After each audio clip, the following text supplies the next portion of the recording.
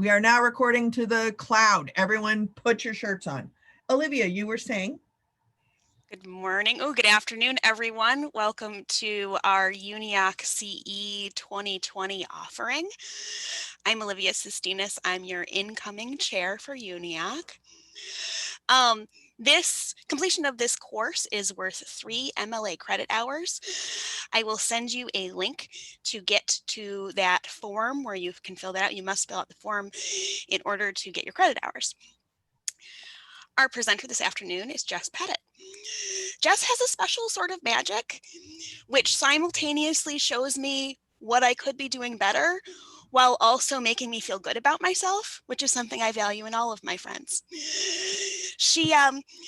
She pulls it off with a combination of her experience in stand-up comedy and also her 15 years as a diversity speaker for groups that serve communities. Today, she's going to help us discover actionable steps that will help us create teams that will work together in an environment of trust to create long-lasting relationships with the people that they serve. She has a wonderful book by the same title as the CE today. It's called Good Enough Now. I had a copy before I asked Jess to come speak, so I'm like a real big fan, and I've also given it out as gifts for real. She has, if you wanted to go check it out, she has a book club. Yeah, book club. Good Enough Now. Oh, hold on. I'm going to do it right. Close. I got off note. goodenoughnow.book.com. Truth. She's got an awesome book club. The link for the ebook and the Audible is there. And little teaser, hang out to the end of the session if you successfully complete this 3 hours, and I'm going to give you some information about how you can get your hands on it with a special UNIAC flavor to it. But you're going to have to wait. With all that said, Jess, please take us. Take us on a journey, shall we? All right. First off, thank you very much for being here today. I really appreciate it. Number 2, I have 2 goals. Number 1 is to make a better connection with human beings, even though it's virtually. So hopefully y'all can participate in that. And number 2 is continuing education credits do not have to be boring. That does not have to occur. Diversity classes also do not have to suck. That's kind of a sub B to number 2. So that is my promise for you today. Y'all are adults. Refill your beverages, get snacks, go to the bathroom. We all probably have dogs or cats or children or nosy neighbors or something. Enjoy. I don't care if you're muted or your video's on. You just do you. There will be certain times where I will remind the people who are multitasking or ironing or possibly in a different room that they have to look at something. So I'll just let you know when that's happening. Y'all take care of your own selves. All good.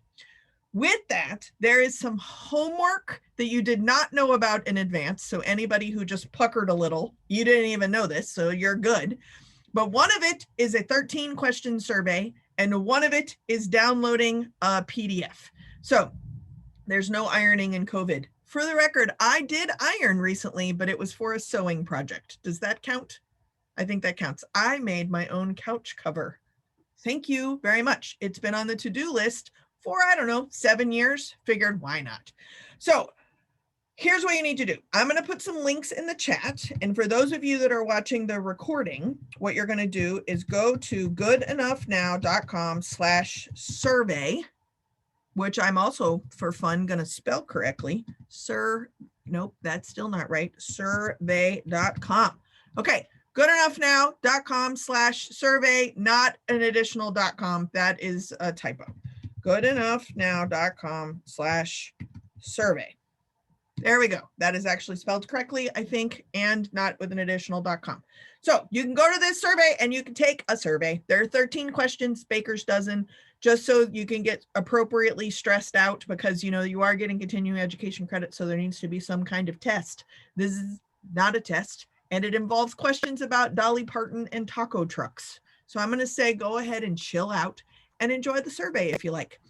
What we're going to be talking about is a particular model of how my research has shown we often respond to challenges or frustration or frustrating people, etc. And specifically when talking about conversations that matter and making connections with other people, it's important for you to know who and how you are and be responsible for who and how you are. Some of you do self-reflection all the time. So you're like, on it, I already know these answers. Great. Others of you are going to want to take a survey. Some of you are going to edit my survey. Some of you are, we're just happy you're here. And at least 2 or 3 of you just didn't have anything else better to do on a Wednesday, so you showed up. So this is optional, challenge by choice, but feel free to take the survey. For others that are interested immediately in the handouts, we're going to be working through the activities that are in the book. And for those, you're going to go to goodenoughnow.com. Let's see if I spelled it right. I did /freebies. Boom, /freebies. And add freebies, you're going to download the interactive handout, which is really just a collection of all the activities in the book.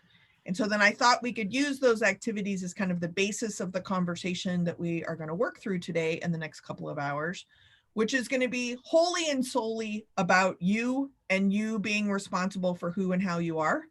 Part of the joy of stumbling into this good enough now concept is that this is not about always forever perfection kind of stuff, largely because that doesn't seem to really work, nor is it really motivating. So while y'all are potentially downloading the handouts, you're downloading the interactive handout from the freebies website and or taking the survey. What I thought I would do is just kind of start off first with who am I, how did I start doing the work that I'm doing, and why I'm doing the work that I'm doing, so that you can also kind of understand the approach that I'm taking. It's also a possibility that some people may come in. I don't like to say they're late. I think they just arrive at a different time. So then I don't want people to miss too much stuff. So for those Gen Xers out there who are also undiagnosed ADHD, hopefully this is enough things to multitask and yet you are still on topic. So knock yourself out. I've been doing, as Olivia had said, I've been doing diversity related work for almost 20 years. And about 6 or 7 years ago, I really just started completely burning out. Now, for those of you that like politics, I'm actually really grateful that I burnt out a different president ago, because I don't really know how burnout and this president would do with me and my like mental and emotional state. But what's fascinating by burning out, by noticing my own burnout patterns, is that my immediate response was, oh, well, I should just quit. So I burnt out and like, I should just stop doing this.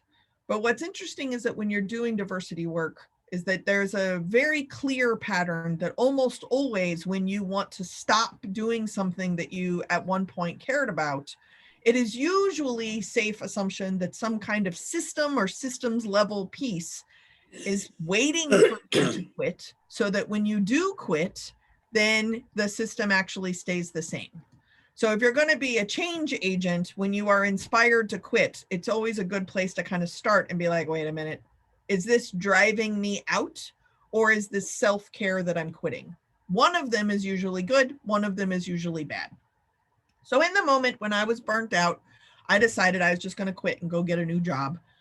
One, I realized I have no monetizable skills other than making jokes and telling stories about really contentious topics, which makes me super not fun at parties, but more fun at small dinner gatherings, maybe. And I couldn't figure out how to make money off that. The only other skill or talent that I have that I think differentiates me from anybody else is that I know how to fold a fitted sheet, which is pretty exciting to some people, but not really monetizable still. So in my kind of search for a way out, I still had work to do. And so while I was doing work and working with different audiences, etc., I began to notice that as I started listening to them, I started hearing patterns of their excuses as to why they couldn't have challenging conversations or why they weren't good enough to be able to engage in real work or diversity work. And I actually really appreciated how Olivia said it, is that I want people to feel good about themselves. And I also want people to stay in doing the work. And if sometimes it's hard to stay in doing the work if you don't think you have any work to be done upon. Grammar is failing me. But it is also the case that if you're like, damn, I'm amazing, then it's really easy to think that you don't have any more work to do. So how do you like work with those two realities. And so what I first realized is that I think in order to be responsible for oneself, I'm originally from Texas, so you have to ride two horses at once. One is of ego and one is of humility. For anybody who wants to run their own business, I think it's the same two horses too. So the ego horse is the one that is like possibly overly confident or competent at times. If you're running your own business, this is where you write your website copy, right? Like, I'm amazing. If you're filling out an online dating profile, this is where you put this information. This is the ego side. But if it's not paired with a humility side, then you're really not very fun to be around. You're not very open-minded to learning or growth or listening, right? So nobody likes to be around this person all the time. However, if you're only on the humility horse, that also is somebody that is really hard to be around because they don't ever feel like they have enough resources to actually do something. Or maybe they don't feel like they can make a choice or a decision. Or they just kind of sometimes come off in this really like small way and that you're like, let's go, come on. And it can be really wet noodly feeling. Humility is important because you need to be able to be aware that you have something to learn or there's something that you don't know that's out there. You don't have all of the answers, but that can also be a very convenient excuse or cover for trying to do something in the first place. In the entrepreneurial or business world, we often talk about the importance of failing and that failing actually gets you closer to success.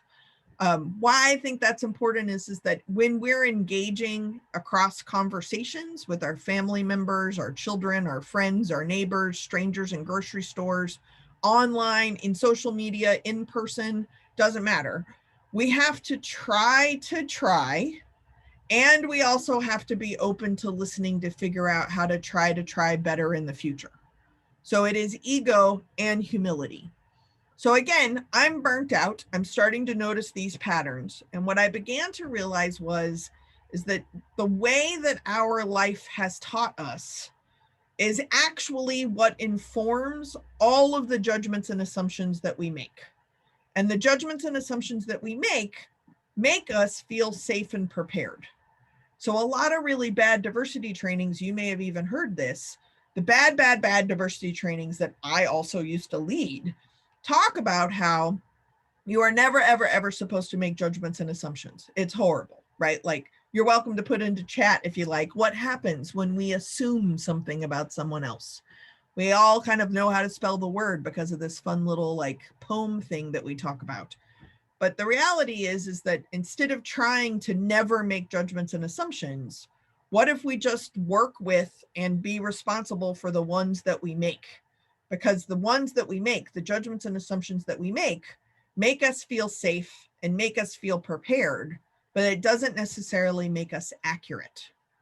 So my whole consulting or coaching style is kind of putting two unrelated things together that are close enough for other people, including me sometimes, to develop an idea or a connection between these two unrelated objects. So I wanted to give you that background that that's kind of where I started from, right? Is this ego and humility, while also we have to make judgments and assumptions to feel safe and prepared, but being safe and prepared doesn't make us accurate or right. And what does make us accurate or right involves the other person. So now we're back to humility and ego. So that's really kind of the foundation of the work that I did when I really pivoted, which totally cured my burnout. Not my exhaustion. There's still tons of work to be done, but it did cure my burnout. And it helped me be able to have better conversations and better connections with other people. Not everyone. There are still some people that I'm like, nope, they're wrong. And I am totally right. And you are too. There are people that you're like, not interested. Nope. Negator, Skeletor. Okay. So if you know who your Negator, Skeletor people are, can we just put them to the side? But then what about everybody else? What about everybody else that you need to be engaging with that aren't quite in the Negator, Skeletor bucket, right? The other extreme are your closest friends, like your best friend. Most of us have more than one best friend, which is why weddings are scary, because they're all together in the same place and usually alcohol is served.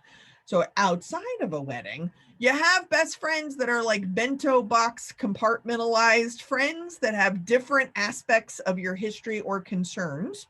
And what is scary about this whole best friend situation is that they are a hot mess, right? Your bestest friends. They're disasters. They make the same mistakes all the time. You just see the patterns. You like them anyway. But the truth of the matter is that they do that to you as well. You also are trapped. I also am trapped in this kind of habit, this cycle of what I get stuck in. And they just witness it just as much as I witness their hot mess. The reason why these folks are different than these Negator Skeletor folks is that I like them anyway. And they like me anyway. And that tool is called Space of Grace. Your best friend can get away with a lot before you even confront them on what they're getting away with, because you like them anyway. These folks can't do anything. They could hand me bags of money and corner brownies. And I would be like, no, I don't want your stink. Well, I'll take the brownies, but I don't want to engage with you, because there's nothing they can do that is going to want me to engage with them, right? So there's zero space of grace. There is ample space of grace. So what I want to focus on today is not these people and not these people, right? You already have the skill sets here and you already know that you are not applying them here. Okay, great. How about all these people here? The ones in the grocery store, your coworkers, some of your family members, random people you're walking on the sidewalk with, just these people. This is who we're going to talk about today, is you and me. I'm part of this too. But if we can be responsible for who and how we are in this middle group of people, being responsible for who and how we are, what that means is becoming more conscious of what we are unconscious of when dealing with these folks. Now, spoiler alert, as you become more conscious of what you are unconscious of, it just makes more room for more unconscious stuff, right? This is not organizing a linen closet. So the more conscious you become of the unconscious, there's just more room for you to be more unconscious. So this is like a never ending forever loop. Okay, great. But we've removed perfectionism, which means there is no finish line, right? You can back up, you can make progress, you can screw up and back up again, you can repeat it, you can skip steps, you can decide, you know what? I just found out season 6 of Schitt's Creek is on Netflix. I'm going to clock out for a couple hours, I'll come back. That is far more reality-based than, you know what, I'm going to spend 2 hours and get some continuing education credits and completely fix all of my conversation needs in one particular one little webinar, and then we're going to be done. Oh, and it came with handouts. Oh, and I did the survey. Right? Like, that can't happen anymore. I would like to dismantle that system specifically. The concept of good enough now is that we are ultimately doing the best we can with what we got some of the time. I would like to point out that that is a very low bar, right? I'll repeat it. Write it down. It's got 3 parts. Doing the best you can. Not perfect, just doing the best you can. Now, you know when you are doing the best you can, and you know when you are not doing the best you can, right? You know, you are aware. So doing the best you can some of the time, not 100% of the time, just occasionally, because it's better than never, right? Lower the bar. Do the best you can with what you already have. So many times, me and these patterns I was observing when I was trying to quit, is that people needed to know 100% of all the vocabulary words that exist so that they could have all of the information needed so that they could never offend anybody else. And that once they gathered all of this external information, then you also have the Tennessee Williams Glass Menagerie folks who want to gather as many different people and different experiences as they possibly can. So once you have the most diverse experiences, most diverse resources, and most diverse and inclusive vocabulary, then and only then could you engage across any kind of difference. You know what that's called? 1, a lie. 2, false. And 3, impossible. Because words and language are constantly being developed to further define who you are and who you aren't. That you sitting around waiting to get perfect at something literally means that you are preparing to make your sense of discomfort more comfortable. That is not uncomfortable. That's feeling entitled to comfort. I just want you to work with what you got. Some of you, me included, you're like, I don't think you understand. What I got is pretty bad. Yeah, but it's what you got. We have self-control occasionally over ourselves, right? Like, let's take working out, shall we? There are the Instagram people. Perhaps you know these people. The Instagram people who inside COVID are going to have abs of steel and learn 9,000 languages and are recreating their ability to write in Sanskrit with some twig they've rescued from their backyard. You know these people, right? I am not one of these people. There are also the people who have not gotten off the couch since March 6th. I have gotten off the couch. I don't know that I've brushed my teeth every day since March 6th, but I have gotten off. I am at work right now. Thank you very much. I woke up in the 7s this morning. It's been a full day already. If we can be a little bit more realistic about what we actually have control over, we can just work with what we currently have control over. When I bring up working out, I was raised by professional athletes. I am quite aware, as the recessive gene receptacle of my entire family, I am quite aware that I am supposed to work out more, burn more calories than I intake. Well, tell powdered donuts that, will you? I also know that when you buy, do y'all know P90X? Tony and his big arms, he says in his videos, the most important thing you can possibly do is hit play. I got that.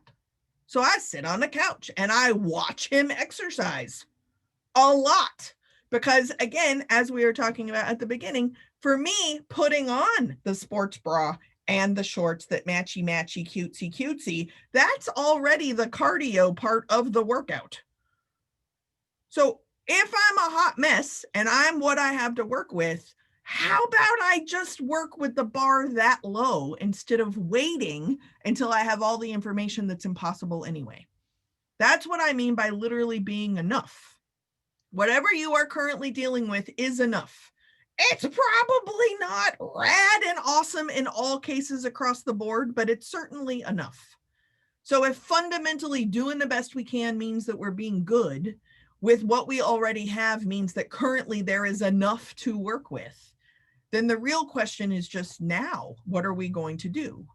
And the answer is some of the time. It's not always all the time. It's some of the time. When are you much more likely to do something? When are you much more likely to be thoughtful? When are you much more likely to ask questions? When are you more likely to dream really big ideas inspired by one thing that happens? If we can be responsible for our response patterns, we can be responsible for who and how we are with other people.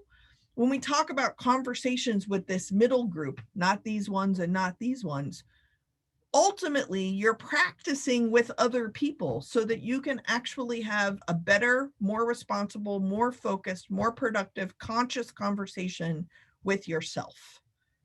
And all the diversity work that I did for almost 20 years, what I realized is that real diversity, equity, inclusion, anti-racism, anti-Blackness work, and the ability to create more sense of ally or accomplishments, or the ability to create a sense of belonging. If you and I have not done our own work, then all we're doing is decorating a house fire to some degree, specifically if we're doing that work from our privileged or dominant identities. This is hobby work because it's not actually improving our lives until everyone's life gets improved. Those of us that are doing DEI work from our subordinated or marginalized places, it's not a hobby. It's so we can actually live. And some of us have a much better chance of actually living than other people because of the way systems of oppression work in our country. What I realized and what cured my burnout is that my hot mess is my responsibility. And if occasionally I do my own in-house work, I'm actually dismantling the system that I say matters to me. And dismantling the system that matters to me is the system of inequity. And the only tool I have to dismantle inequity is myself, which is pretty bad news. I'm a disaster. But maybe, just maybe, if I do my own work, it would be such a radically different thing to do that this radically different thing could actually lead to a different result. So that is how Good Enough Now came out. That's where it came from. That's where it led to. So hopefully that kind of background gives you a little bit of a taste of kind of what kind of expectations I'm going to have for the time that we have together. I'm open to questions or thoughts or comments or ideas or applications or anything that you have as we get started. And a reminder for people to do the survey if they haven't already done it, and to download the interactive handouts from the /freebies website. So before we kind of move on into those pieces, what kind of thoughts or comments do you have? Ideas, anything? How you doing? It looks like a lot of you took the survey. That's good.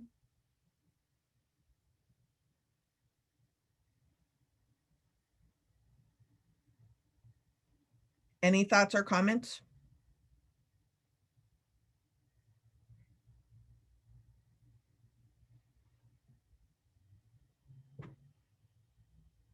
You have the power to unmute yourself if you like.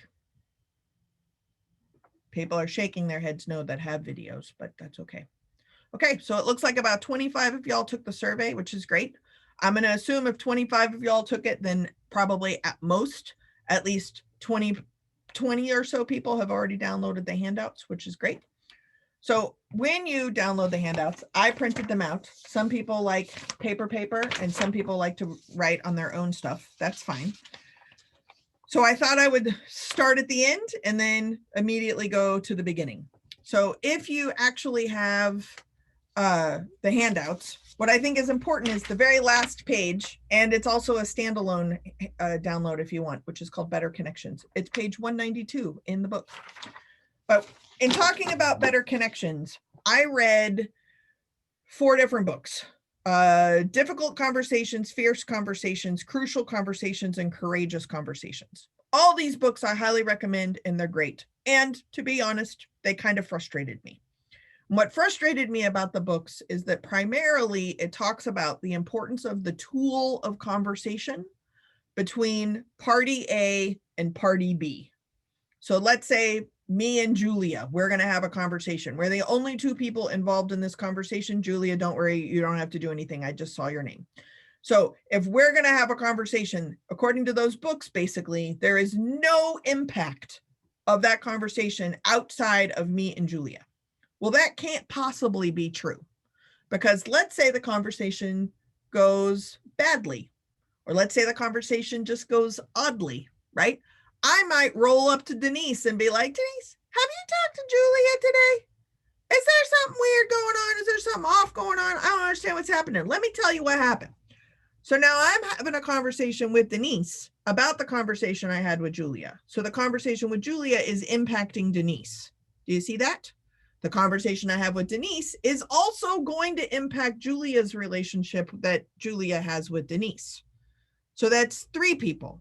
But then let's say Abby and Mary happen to be walking by, either hearing the conversation I'm having with Denise or hearing the conversation I have with Julia. It's now going to impact them as like innocent bystanders. Who knows who Julia is going to process the conversation with? So instead of working on the dynamics between A and B, like some kind of Jedi skill that, to be honest, at times kind of felt manipulative to me, like, well, if I change my conversation, then I'll get this car for cheaper, right? Or like, if I'm supervising or managing someone and I communicate their way in their love language, I'm going to get what I want. I don't want this to be manipulative. I want to flip it and be responsible for who and how I am when I'm entering into a conversation with someone else that might be processed with someone else that might also be witnessed by someone else. Because I can be responsible for that, but it's harder to be responsible for the splatter of that. Does that make sense? That kind of like shift in what we're going to be talking about. So in doing that, what I decided is that the intentional conversation is actually just the tool of choice. Because ultimately what I'm trying to do is to have a better connection with someone else. And I decide right now, this moment, me and Beth, I'm going to have a better connection with Beth. But that doesn't mean that Beth is signed up for this, right? Like I'm not entitled to a conversation partner. But it means I'm going to be responsible for how I engage in this particular interaction, and that I'm going to think about it, and I'm going to plan ahead of time how I want to be in this connection so that I'm conscious and responsible for what I am putting into the connection. So I made this little flow chart because ultimately what it does is it helps you slow your roll. So I am, if you did the little survey, maybe you already know if you are a head, a heart, or an action person. Feel free to put in the chat so people can kind of see how you scored yourself. My favorite is that people, when they take the survey, somebody's like, this is dumb. I don't know. I'm going to need more information. I was like 13 questions. What's going on? So you're probably actually more head, heart, because you need more information. And that's honestly how I sell books. Then there's other people who immediately took the survey and you're like, oh yeah, this is great. I did whatever, sounds great. Yeah, you're probably really high action because you took a 13 question that you're like, oh, she wasn't kidding. There really is something about a taco truck. Now I want a taco truck, right? So that's like action oriented. Often we are referred to as kind of the annoying people that we also burn out by making them go to meetings to talk about what we could be doing. Action oriented people often drive pickup trucks and have ladders. Right? We don't want to know about what we could do. We want to know what to pick up and where to put it down. Then there are the hardy people, and the hardy people are like, oh, she's right. This is so much more fun than I thought it was going to be. Like, she seems kind of funny. Those questions are adorable. Can we go back to the dog question? Because dogs are super important and we need to have a conversation about what this means. And why did she leave out cats? So that can be hardy people. Head people, you're mad that there's 13 questions and one of them has a typo. And now that I've said that, you're extra mad that you may or may not have even caught the typo because I'm asking you to multitask. How am I supposed to do this survey that I just found out about? She could have emailed this in advance and then I would have been prepared while she's talking and telling jokes. How am I supposed to do this? I don't like this. This is not working out. Let me tell you how I would do it because I would be better at this already. Welcome to the group. I say this because, my friends, if you have ever been frustrated or annoyed by another person, please know they're annoyed by you too. And I could potentially figure out some magic juice to make frustrating and annoying people less frustrating or annoying. Haven't figured that out yet. Working on it. So while I'm working on that, how about we take responsibility for what might make us annoying? I know that's the shitty work, but that's what you're doing. So one of the reasons that we are annoying is that we react the way we habitually react. Specifically for me, I'd like to point out, I have been fired from every job I've ever had. I'm now self-employed and I fire myself on the regular and grovel and get my job back. And every single time I've been fired has been in response to an email response I sent because I do not know how to slow my roll when I am mad and right. Mad and right is a very dangerous combination for me in a power dynamic where I have a boss. So what I did was I started my own business. And again, I email myself on the regular. So this is an example as a high action person, how to slow down. For the hardy people, this is how it's not actually about the actual conversation. It's about the connection you have with the human being. It's about the relationship that you have with that person and them feeling seen and you feeling seen. Okay, great. And for heady people, it is not a linear process. You cannot check this off and be done once because you did the stupid worksheet one time and it worked with Amy. So what? Why doesn't this work? I already did this. Get the handouts. That's not how this works. This is a circular process that is never done. And remember, we removed perfectionism. If you decide to make a better connection with someone, the first thing you do is not speak. You have decided that you're going to use the tool of a conversation. But again, let's employ your bestie, best friends. You and your bestie, best friends could be on opposite sides of a table at a meeting. More specifically, let's say you're in different Zoom squares during one of your mandatory staff meetings on Zoom right now. You don't have to say anything, although the side meeting on text game is real in these meetings. You can just look at them, right? So like Olivia and I have had millions of conversations preparing for this. I feel very close to Olivia. I've never even met Olivia, but let's pretend that we are in person at a meeting and that's safe and not going to kill anybody. I actually feel fairly confident that from across the room, I could look at Olivia and she'd be like, I know it's annoying. I don't know why they do that thing, right? Like you don't even have to employ words. In this particular case, I am deciding to have an intentional conversation that probably employs words. But before you do that, you then have to listen. You have to pay attention. How is that other person? You need to listen to that person as if they are wise. That's why we remove the negator skeletor people, because we have a much harder time believing they are wise about anything because you have written them off.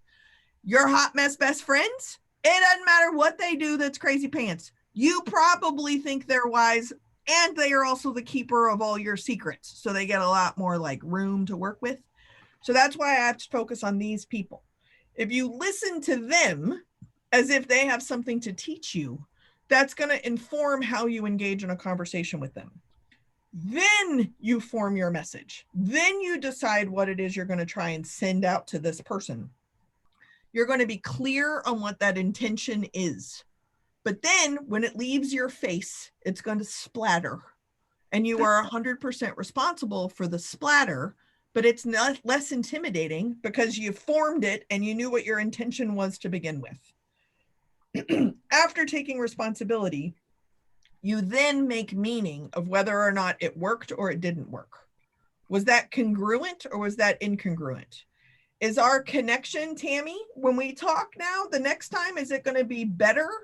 Is it neutral and had no impact? Or is there going to be like a negative thing that the next time I engage with you, I'm going to have to creep through this negative impact to get back to where we were? If we can be responsible for that, some of the time, we will actually make better connections with other people. The fun thing is that we're actually practicing with other people to eventually be able to do this with ourselves. Some of us having this practice with other people is very scary. So you can start at a systems level. Start where you work. Think about the messages that your organization sends out to people. You can start really big. You're just avoiding eventually doing your own work. But it all works as a way of slowing down to make a better connection and to be responsible for the intentions you put forward. So if that is where we're headed, how on earth are we going to get there? That is the plan. So what I want to make sure is some of y'all put in here like how you were able to identify or how the survey identified you as head, heart, action, etc. So I think it's important to mention that all three variables are in us all the time. So this is not like a horoscope thing. Although I did have someone tell me once that like your sun and your moon are also with you at all times. So it's kind of the same thing. I'm a triple Virgo, which basically means I'm right. Please inform my Capricorn husband because he did not get that memo. So all three variables are in you at all times.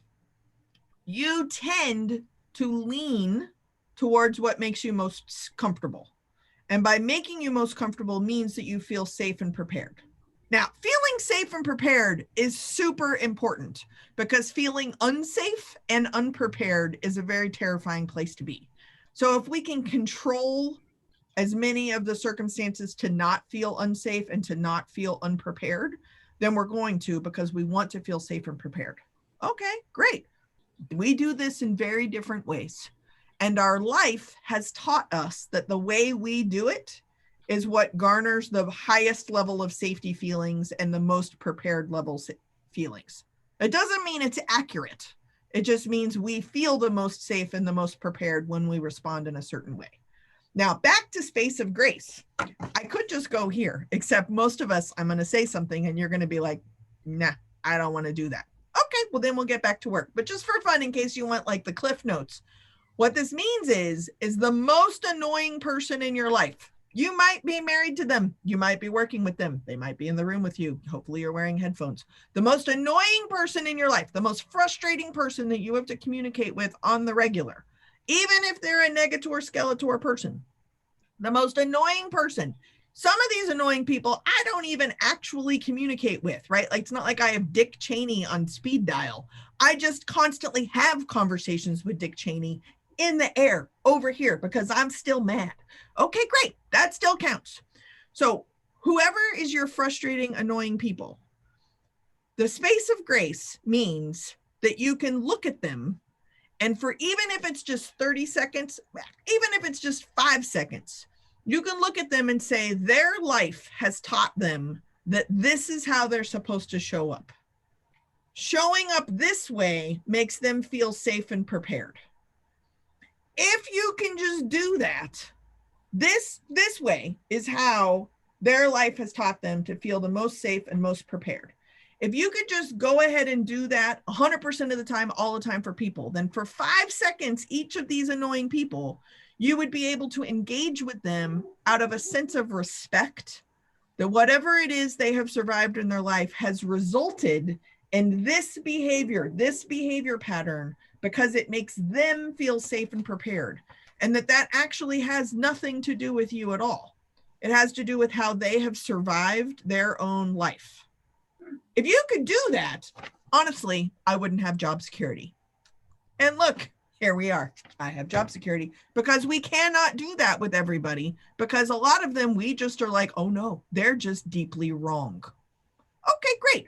They might be wrong and they might not be wrong, but it's just different than how your life has taught you to show up. I think etiquette is a really great example of this.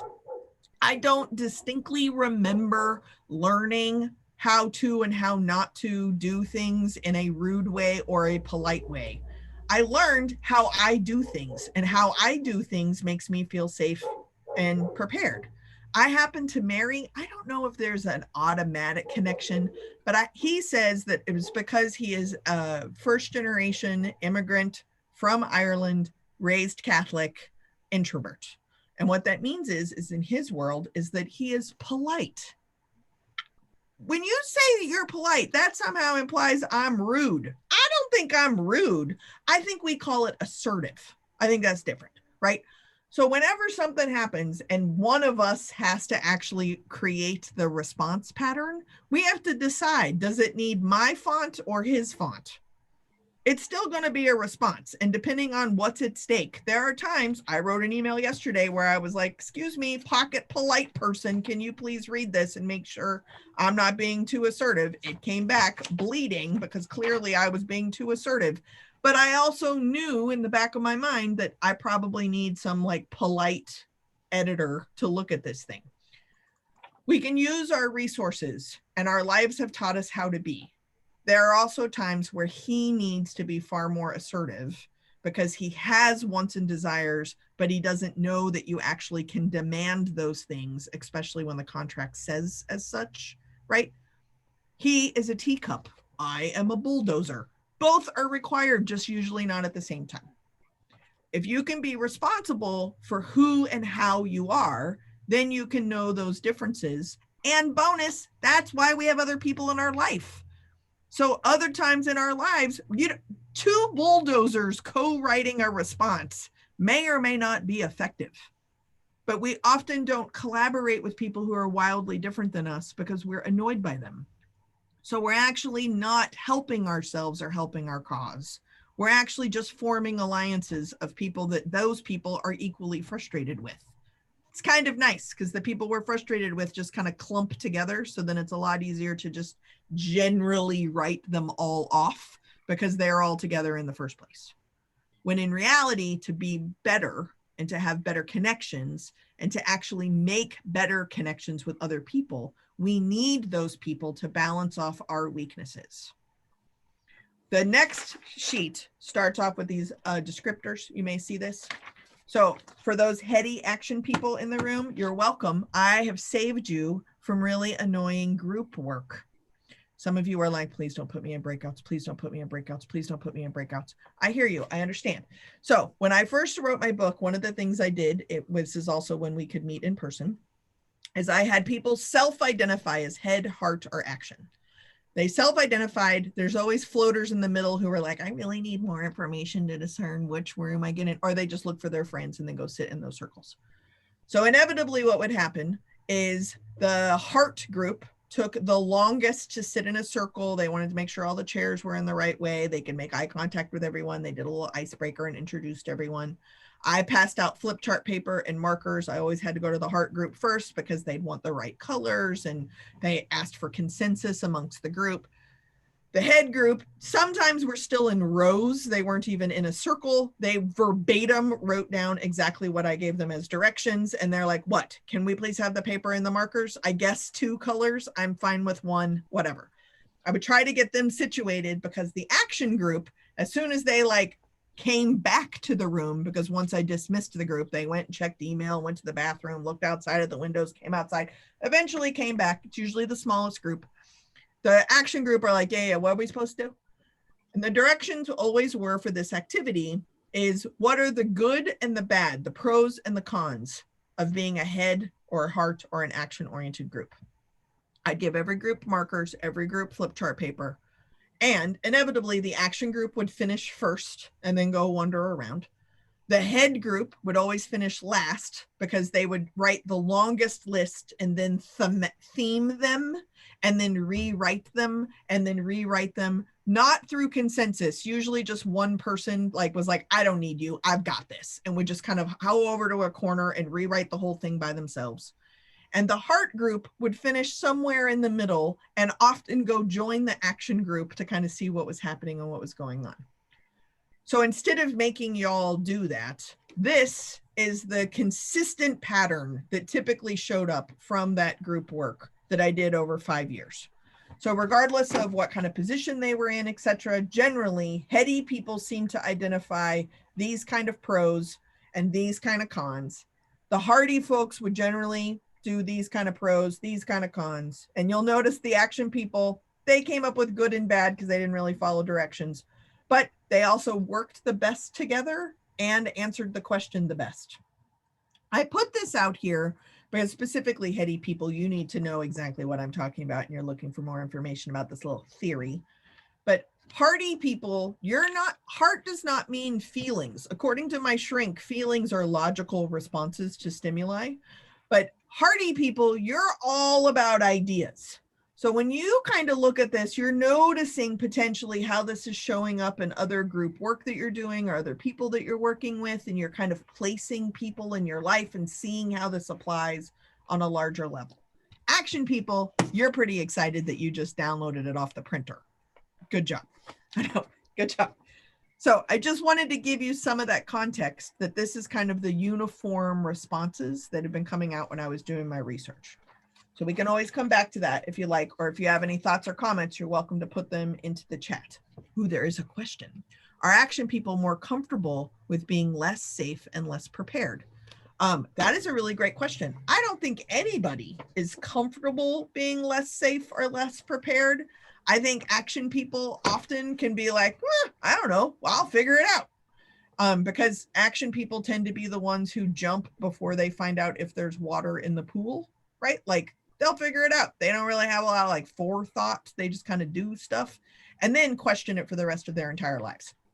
So I don't know that they're necessarily more comfortable, just maybe the expectations are a little layer. Fire, ready, aim. Exactly. That sounds very, very appropriate. So for page 2 in the packet and page 3 in the packet, we're going to work on these. And I specifically am suggesting those of you that are multitasking or making bread and folding laundry, etc., I would suggest you actually getting these 2 pages of the worksheets and a writing utensil, because what I want you to do is I want you to take notes about you and the people who are super frustrating to you, because they exist. The bonus of this is that you do not have to fax these in to anybody else, nor do you have to share your information with anybody else. You are engaging in a continuing education experience that is unique to your own personal and professional development. So welcome. What I want to do is I want to tell you how I see these variables showing up, but I want you to understand that I'm going to use the lens of frustration and lack of connection or miscommunication, because I think that's where these differences show up the most. Yes, there is an argument to be made that they could show up in the positives, but it's not as funny. So we're going to do frustrations and hopefully be able to laugh, not just at other people, but maybe you can even get to laughing at yourself. So I have created kind of avatars for the head, heart, action folks. I'm going to explain those. And then on page 3, my 3 social justice heroes happen to fall directly into these kind of archetypes. And the archetypes use 2 of the variables, and the third one kind of dangles off to the side. And as it's dangling off to the side, it tends to fuel all of our inside voices, all of our excuses, until we intentionally employ it. And then that is when we become like the most effective, most passionate, most positive in the work that we are actually doing. So that's kind of the plan for the next little bit. Sound good? I'm pausing just in case people are like, oh, this is when she needs me to get the thing off the printer, or I have to go get a pen. Sounds great. Okay, so just to quickly review the 3 variables: head, heart, and action. Head, and you're welcome to put on page 2 any of these things that stand out for you or the people that really annoy you. I gave you a spot to write down. I'm not going to call it a bitch fest, but feel free to do your own self-therapy here. But the things about the other people that show up, so then you can write that down around the head, heart, action. Then we'll go to page 3, where we actually are talking about how these all link together. And I'll use Martin Luther King, Mother Teresa, and Gandhi as an example. Spoiler alert, specifically for you head, heart people. Yes, all 3 variables are in you at all time. Yes, these are kind of generalizations. Super heady people, yes, you are correct. The reason why I say that is that when you took the survey, some of you are like, I don't know how she's asking us to make these choices. I mean, does she mean at work? Does she mean at home? I feel like I have the emotional intelligence to shift as needed. And for the record, yes, you are correct. It actually takes emotional intelligence to assess what is currently needed in this place. And there are times where you will adjust based on what is needed. Sometimes that is over a power dynamic. And sometimes you refuse to adjust. You make them adjust to you. Spoiler alert, that is also a power dynamic. It's just whether or not you're paying attention and how prepared and safe you feel in the moment. And what I'm suggesting is that we could be responsible for what we need to be prepared and safe, and realize that that is not the same for everybody. Okay, so head group, welcome. I am very heady. I'm also very actiony. I'm getting there in a second. So heady does not mean smart, no pressure. It means super detail oriented. If this was a lamp, it would be a downward facing desk lamp, right? So there's like a small circle on exactly what you need to pay attention to. The entire rest of the room is dark. Heart does not mean emotions. Like I said, according to my shrink, that is a logical response to given stimuli. I'm working on that still. In this case, hearty means like a big idea or a big concept. So like a tiny thing could happen, a little thing could happen, and all of a sudden is where their conversations are going. Now I'm going to be really honest with you. I would say 90% of the consulting dollars I earn is to fix quote unquote miscommunications between the very hearty and the very heady people. Notice they're completely leaving out the action-oriented people. The very heady and the very hearty people aren't necessarily miscommunicating. They're just responding in a very different way. So if you have a desk lamp, and then, you know, those lamps from IKEA, that's one light bulb that faces up and it illuminates the entire room, that is a hearty person. So if you have a stand-up lamp and a desk lamp kind of person, it looks like they are miscommunicating, but their responses are actually to the same subject. Their just initial responses usually feel wildly different. The action-oriented people, just so that they don't get left out, the action-oriented people, they just want to do the thing, or they also do not do the thing. Not doing the thing is also an action-oriented response. So when you experience paralysis or blue screen or rainbow spinny ball of doom, and you're like, oh, That is your action part too, as much as the fire, ready, aim part is also the action part. So I want you to take note, right? So if you have a desk lamp, an upward facing lamp, the action one is kind of like a strobe light that maybe is plugged in, maybe it's not plugged in. It's not a good reading light, but it's hella fun, right? So like, that's a very important thing to understand. If we can understand that all three of these variables are in all of us, we are our own little lamp store. It's which lamp is needed in a given moment.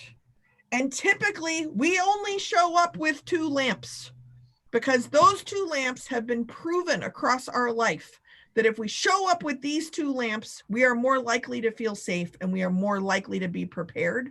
And we are very Team Slytherin here because we are loyal to the 2 choices that we prefer. The third one is still in you. It just tends to fuel your excuses, but it also fuels your resilience and your ability to be successful. You just need to take responsibility for all 3 and how all 3 show up in your life.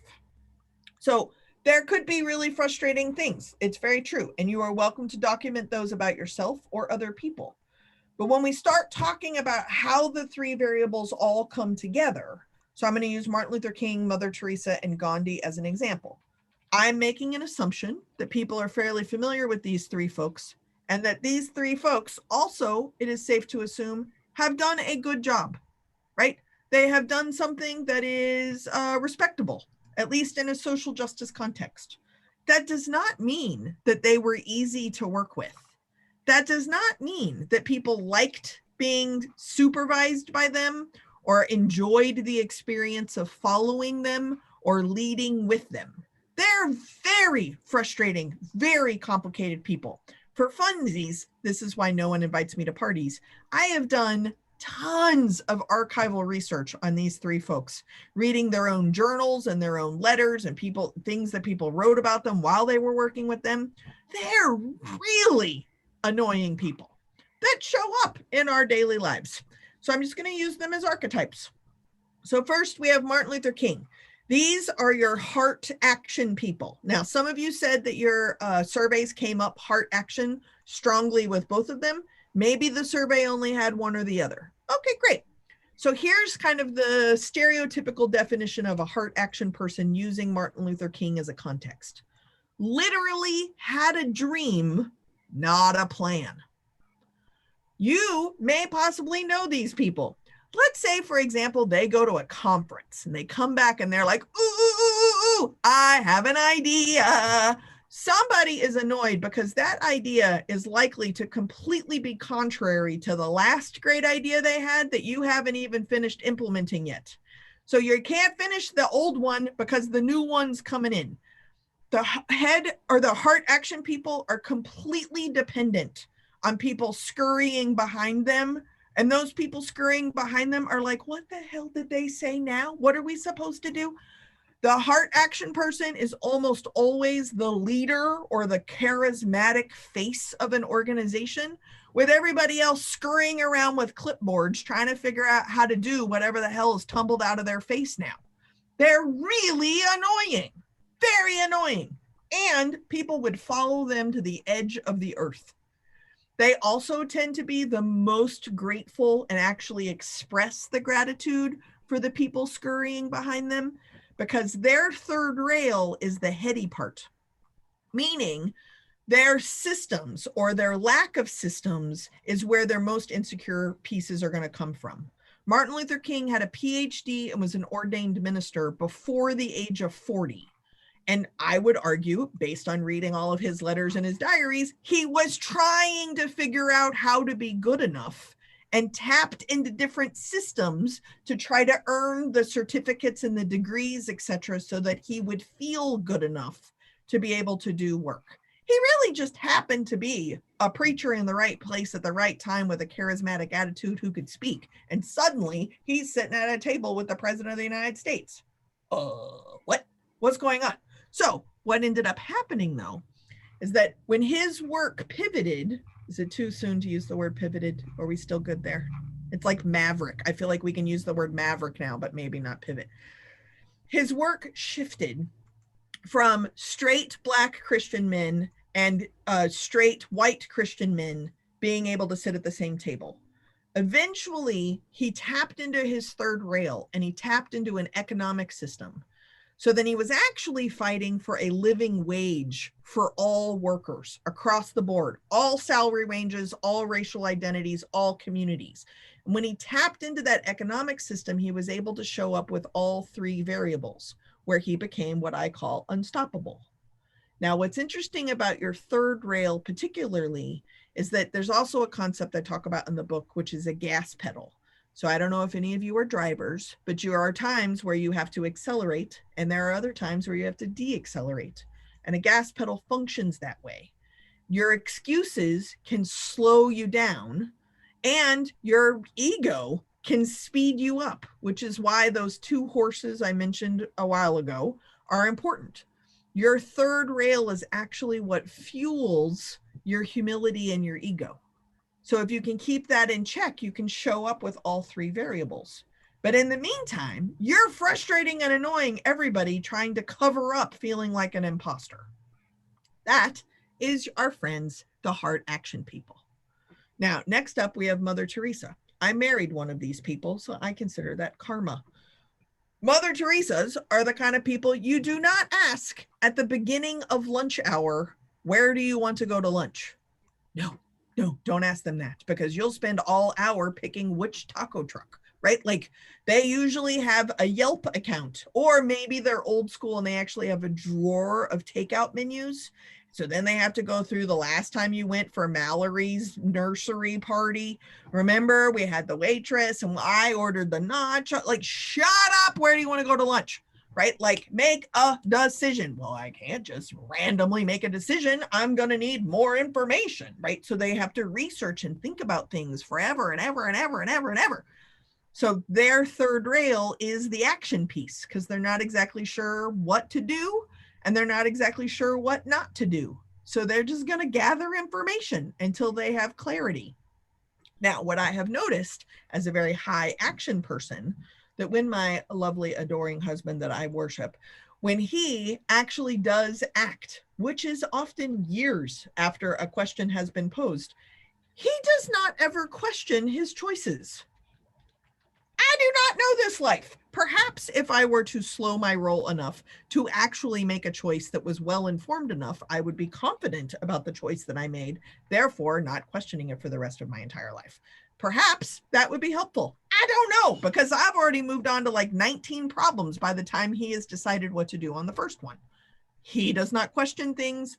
I do things and then question them for the rest of my life. I am also annoying. Please feel free. I just saved you a copay. You are too.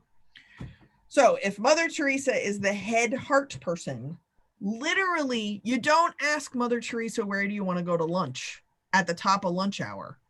Because Mother Teresa was debating the will of God, right? Was it the will of God to have this much suffering on the planet, or was it the will of God for her to intervene? She didn't know that answer and constantly suffered because she didn't know the answer to decide what it was she was supposed to do or what it was that she wasn't supposed to do. She is grappling with something significantly larger than where to eat lunch. It is also true that these Mother Teresas, they're usually named Barbara, they are also the people that when your copy machine breaks down on a federal holiday after business hours, they know somebody. You need Barbara. You need these people in your life, because they'll be like, hold on. They probably have an old school Rolodex. If you don't know what that is, Google it. They'll pull it out and suddenly someone will arrive and fix the copy machine on a federal holiday after midnight. We need these folks. And they're really annoying. Super true. But make great husbands, just in case he's listening. Okay, so that is the head heart folks. When they can know what to do, they can show up in their trifecta. So like Martin Luther King, suddenly bringing in a system about an economic living wage. So he tapped into an economic system. Mother Teresa eventually found out she could build a school. So where she wasn't really clear on what the will of God was, she at least knew something that she could do that kind of addressed maybe a little bit of both. So she started building schools. That is literally how she stumbled into this work and became unstoppable. She was able to use all three variables. Now, last but not least, this is my people. You're annoyed because I've left you out, but I left you out because you get the best jokes. Gandhi, also super annoying, is a head action person. Now, you are welcome to notice if you are these people, but you will immediately notice if you are not these people. These are the people you are most frustrated by. I say this as one of you. I am in solidarity with the annoying people. These are the people who do not collaborate. We actually pretend to collaborate. So let's say Christina and I are supposed to work on a project. The first thing we're going to do is Christina's getting on my calendar. I am not getting on Christina's calendar. Oh no. I will make an entire list of everything that needs to be done for this project, and I will take off of the list the things I want to do, leaving only the things left that I will allow Christina to do. And then she gets to pick what she wants to do. I will then lie about the deadline because I do not trust her to do it right. And I'm going to have to redo the entire thing anyway. And if it doesn't work, it was her fault because I was forced to redo the entire thing. And I call that collaboration. That is actually evidently by definition not collaboration, but that is exactly how I roll in group work. Now, what is funny also about Gandhi is to recognize Gandhi, like Martin Luther King, was assassinated, but he was assassinated by his own people, not an enemy. No, his own people were like, you know what? I have had it with you. And they killed him. So maybe be a little careful. Okay. Now, head action people, it is important to understand that occasionally we actually need an idea. We need a mission, a purpose, a vision, more so than anybody else, because without one, we don't really know why we are doing what we are doing. And if we don't know why we are doing, our ego is so brittle that we will make it up. Our ego is also so overwhelming that we will think a hunger strike of a party of one will actually overthrow a government, and it actually eventually does. We just don't give any of the credit to anybody else who was involved. When Gandhi stumbled into compassion and the concept that the work that you were doing is actually going to impact people who don't even exist yet, you don't know that your work is going to impact larger circles than just you, that will almost always fuel what the head action person needs, because their heart part, the biggerness of the impact of their work, will actually be that gas pedal bit, and then their work will become unstoppable. Now, this one is super funny, and two is also why I have so much job security. But if we could just take responsibility for who and how we are, then and only then could we actually make better connections with other people. So I'm curious. I have been talking for a long time. So what I would like for y'all to do is to potentially unmute if you are interested, or use the chat button. But I want to talk about, what does it mean when, like, some people are chatting like, I feel the need to apologize. I feel so seen right now. So I also feel seen. When I stumbled into this, I literally was walking my dogs and I was like, oh my gosh, I just made a connection about why I'm annoying and why everyone I'm annoyed by is annoying. And I'm walking 3 dogs that are literally the archetypes. And surprise, this also perfectly fits into this really obscure archival research I did for my master's degree. And when you're a hammer, everything is a nail. So let's make sense of this. So I just want to pause and see, one, how you doing out there? What does it feel like to be seen? And what does it mean when you actually think about how you might be annoying? Notice I did not say I want to hear how other people are annoying. We've all been annoyed. We know what that feels like. They're wrong. You're right. Now let's move back to you, shall we? So how are you doing? What is this like? I need to apologize to Abigail Smith and Sarah Lawler, who are both on this call and who know that if they're going to eat out with me, they need to pick. And that's how it goes. I'm really happy to go out and eat, but I cannot do that ever. So Abby and Sarah, thank you for loving me like you do and picking what we're going to eat so we can actually eat.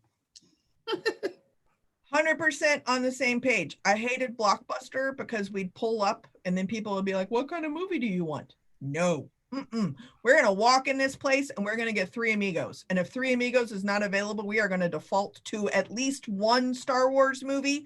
I am open to a discussion about which Star Wars movies. And to be honest, there's only one answer, but that's what we're going to get. If there is a choice to be made, it is between Reese's Peanut Butter Cups and Whoppers, which also usually results in both. Yeah, no, there's none of this processing stuff. Now it's Netflix. It's the worst. Like, I want to watch a movie with The Rock. First off, why? And when you top in The Rock, there's too many choices. No, I'm going to go read a book. I hear you. What else? What else is up for you? I wanted to say that as an action person, I love learning what might be annoying about me, because then I can maybe do something about it. I've had interactions with colleagues early on, colleagues who I've now been working with for 10 years. But early on, it was like getting mad at me because I had a colleague getting mad at me. I clearly was annoying to that person. I got that. But that colleague wouldn't say that she was annoyed. And she finally blew up at me and I blew up at her. And I'm like, tell me all about it. Because I can't make any change if you don't tell me. So then I want to do something if I can. Super. And Mary, what a great also opportunity that some people in particular circumstances, because of reality or perception, doesn't matter, don't feel like they can say something. Or here's a hard one for action people to understand.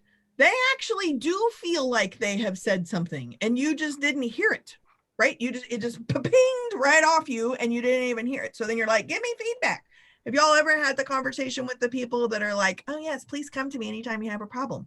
Okay, Beth, here's a problem. Oh yeah, great. Please come to me if you ever have a problem. Beth, I'm right here. Here is a problem. Let me articulate said problem to you. Oh yeah, that's great. I'm so here for you. I have an open door policy. Feel free to come to me anytime you have a problem. Is this a recording? What is going on? Right? Like, that is not a connection. That is that is not happening, but that doesn't mean that they're not communicating about the same topic, right? So action people very often are like, yeah, just tell me, I'll fix it. I don't care. I got no feelings. I'm all good. Just let's do it. What do we need to do? Let's finish it. Let's go. What do you need? I'm in a group project right now with someone who told me that they had moved on and processed through the thing that we experienced last week. I like flipped through my calendar to find out which thing, what are we talking about? We had a thing? Did we have a thing? Do I have an email about the thing? Is this on my calendar? What is the thing? Evidently, it's a thing that she's been processing for a week and has reached resolution on. Well, that is excellent to know. I have no idea what you're talking about. Go ahead, I'm sorry. I always chalked up my like perceived heartlessness to being like a cold British woman because I'm from England and grew up in an English household. So I can relate to your husband's Irish tendencies to like just be quiet and accept things even if they don't like the way they are, to be polite. But I am action head or head action. And I was just laughing hysterically because you were just drawing out like bang on like my personality when it comes to work. And like today I got tired of waiting for people to like make a decision, so I just went ahead and did the thing and said, oh, I just did this, that's a draft, like let me know what you think. And I just put it out there. And I can now see like what I'm now struggling, what I'm going to have to struggle with is identifying that the people that I work with need that process in order to feel comfortable moving forward. So I don't necessarily need to sit back and reflect on what I'm going to do. I'd rather do the thing and then reassess. So now I need to try to like make space for other people's ways of working instead of just bombarding them. And I'm like you mentioned too, I have a tendency to what I call treat people like toddlers, where I let them feel like they're making a choice by giving them two choices that I'm okay with, right? Like, oh, would you like to have an apple or an orange? Well, you know, I'm okay with either choice, just pick one. So do you want to edit the final version or do you want to do the first draft? Like, I'm okay with either, just get the thing done. Right. Yeah. Right. And so both of you are bringing up such great things of just self-awareness, right? And so what if step one is who and how am I in the world? Step 2 is not everyone is that way. And step 3 is how are you going to take responsibility to deal with that difference, right? Does that make sense? Whereas what I think most people do is they have no idea how they are. They just aren't that way. And they want that way to change to your way, except you don't even know what your way is. So that's just inefficient, for lack of better words. Now, my therapist also says that efficiency is not the only value, although I do think it's an important one. But Denise, what you're bringing up is that for some people, the collaborative experience about how something will get done is actually the first step. For those of us that I think, let me get it right, because I always screw up the order of this, the fire, ready, aim that Marie put down, like, oh, we have an assignment, bullet out. Okay, what should we do? Anybody, how do we want to use the second bullet? Now we know how the gun works, right? Like, not to be using guns as metaphors too much, but like, we're starting in a different place. And all I'm suggesting is you don't even have to not start in a different place. Just know that your place where you're starting is also possibly different than how someone else is starting. That's it. Just start there. That is a full-time job right there. So any other thoughts or comments about kind of recognizing that you might actually be frustrating? I had an I noticed that all the action people are talking, but the I have a issue, I guess, kind of. I'm an action person. But I also, what resonated with something that you said to me was that I can also I get sort of paralyzed by things that are huge. Mm-hmm. So I've got this one research project I'm working on that I have to do, and it's tedious, and I could bite it off in chunks of like a piece of it a day, and it would take me a year, seriously. And just the fact that that's the case has sort of paralyzed me. So I have to do it in huge chunks of like, I've got 3 days and I can't sleep for the next 3 days. That seems to be my MO, which is kind of terrible, is that I put things off because they're too big. Mm-hmm. Does that happen is that like a action thing, or is that everybody? Yeah, I mean, basically you're describing how I pay off credit cards, right? Is like, I don't open the envelope until I have enough to pay the whole thing off. That's not actually how this game works, but yeah, good to know. So yeah, but again, self-awareness is kind of step 1. What about my head heart people? Just in case you don't know, if you're a head heart person, you are the one who haven't decided what kind of type you are yet. That's fine. It's only an hour and 23 minutes in. This is a very big choice and decision, and I get that. But let's just hypothetically say that you don't know how you are. Olivia, I saw you raise your hand. Totally don't know how you are. The rest of us do, and that's fine. We like you. What is this like to be forced to make such a heavy decision? You're muted too, just so you know, in such a short period of time. What really hurts the most is that action really feels really hard, and I feel a little bit held accountable by the fact that that's my weakest area, and so I'm going to take a nap. Which is also an action. just check right out. Revisit it later. Yeah. But, I read through those, and other than torturing my colleagues by not picking lunch, I also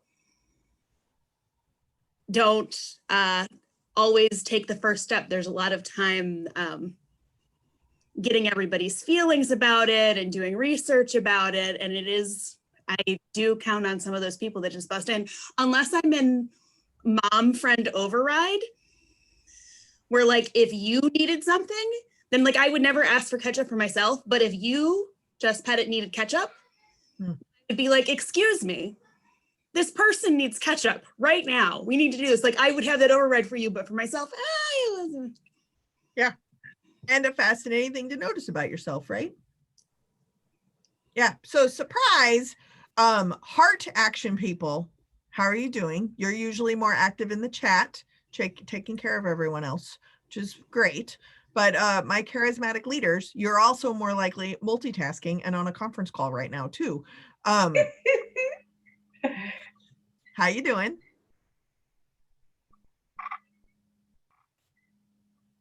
We have to wait for them to like, oh my God, she's talking to me. So can I just jump in and respond to Marie about Yeah, sure. project issue? I think that procrastination goes hand in hand with perfectionism.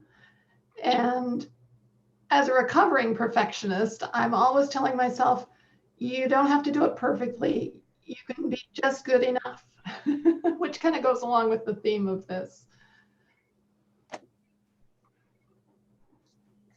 Yeah, absolutely. Any other thoughts or comments before we move on? This is all great. 2 weeks anyway. I think someone is speaking, but I can't hear you.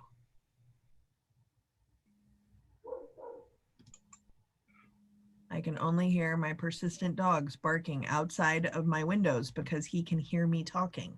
How do we know what our second one is? I mean, it only gave me action. Did some people get multiple? So, or am I supposed to figure that out myself? Because I think I have some. I mean, I've got all those, like you said, head and heart, but I don't know which one's my second. Well, there's multiple things. Number one, you can take the survey over and over and over again.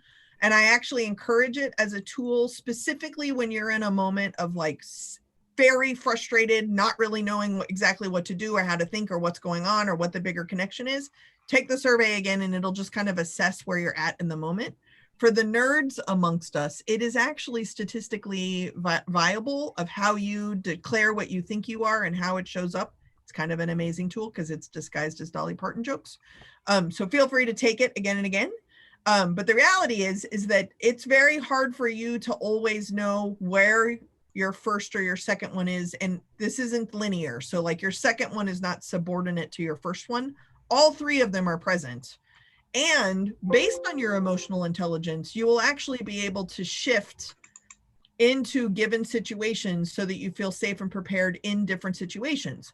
If I had time, one of the things I want to do is I want to do a research project for people from divorced homes who had like multiple homes that they had to navigate as they were growing up, because I believe that the different home structures, now that I don't have any kids, you're welcome, but now that enough of my friends have kids and are divorced, like knowing how those kids have to navigate sometimes up to 4 different households, I think that helps create the emotional intelligence to know what you need to be safe and prepared under this situation could be radically different what you need to feel safe and prepared in this situation. So one, I'd say it depends. And number 2, this bucket over here is free and you like them. So you can often hear feedback from them, but phone a friend, because a friend will be like, oh girl, sit down, I'll tell you, right? And you just have to be open to actually hearing it.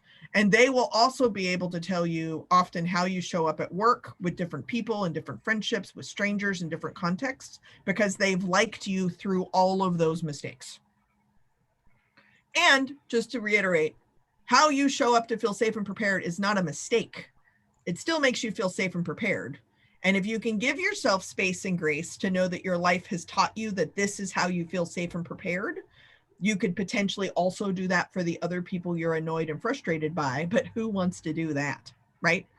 So that's how it works. All 3 of them are in there. All 3 of them are stopping you, slowing you down, deaccelerating you, and pushing you into resilience. All of them are at all times. You just get to be responsible for what they are. So with that stated, because I'm looking at the clock, I want to be mindful that page 4 is a homework assignment that I would encourage you to do on your own when you're a little bit more familiar with how things are going. But what I did is the concept of a crucible moment. What I mean by a crucible moment, I'm just going to explain this assignment, especially for the recording, but page 4, I'm going to encourage you to do on your own. So what I mean by a crucible moment is that if your life thus far was made into a blockbuster movie, these would be the moments that obviously would be shot to make the story of your life. That doesn't mean that they don't get edited out. They might not make the final movie, But these are the things that are definitely crucible moments in your life that got you to where you're at. What I find fascinating when I do this activity in a workshop or together or something is that we almost always default to negative crucible moments, as if this is some like painful Olympics, right? Of all the times of horrible things that have happened to you, they have made you who you are. That is true. But positive moments also have made you who you are. So the homework assignment is to go through the crucible moments in your life. They don't even have to be in chronological order, heady people. It's just as you think of them. You don't have to edit it or do it in pencil and fix it later. But what are your crucible moments that would be the scenes that need to be shot in a movie that may or may not make the final cut it? Okay, so that's one piece. Then I want you to kind of objectively, this is the hardest part, is objectively look at how you responded in the moment to that crucible moment. Now that's the key piece, is in the moment to that crucible moment. Because oftentimes things that have happened, you have learned more positive or more negative things about than you maybe occurred in that actual moment. But in tracking what the crucible moments were, whether or not at the time of them occurring, you saw it as a positive or you saw it as a negative, you then can actually reflect on how your third rail showed up. So to Marie's question is, how do you know what your second one is? It's not your third one, right? So sometimes it's a lot easier for where we go, and you almost always show up with two. But then you also have the third one that either pushes you through or that really slows you down. That's how your third one will show up, right? So I want you to be able to kind of articulate where that shows up. When I think about when my parents died, for example, now I am a very head action oriented person now. And I think being a young teenager person with a younger brother that I then had to figure out how to keep alive, I think prior to that moment, it is likely that I was probably more of a heart action person. But like, again, at a young age, I had to figure out how to pay a mortgage and do different things that were super structured. And it was more responsibility than I probably was prepared for.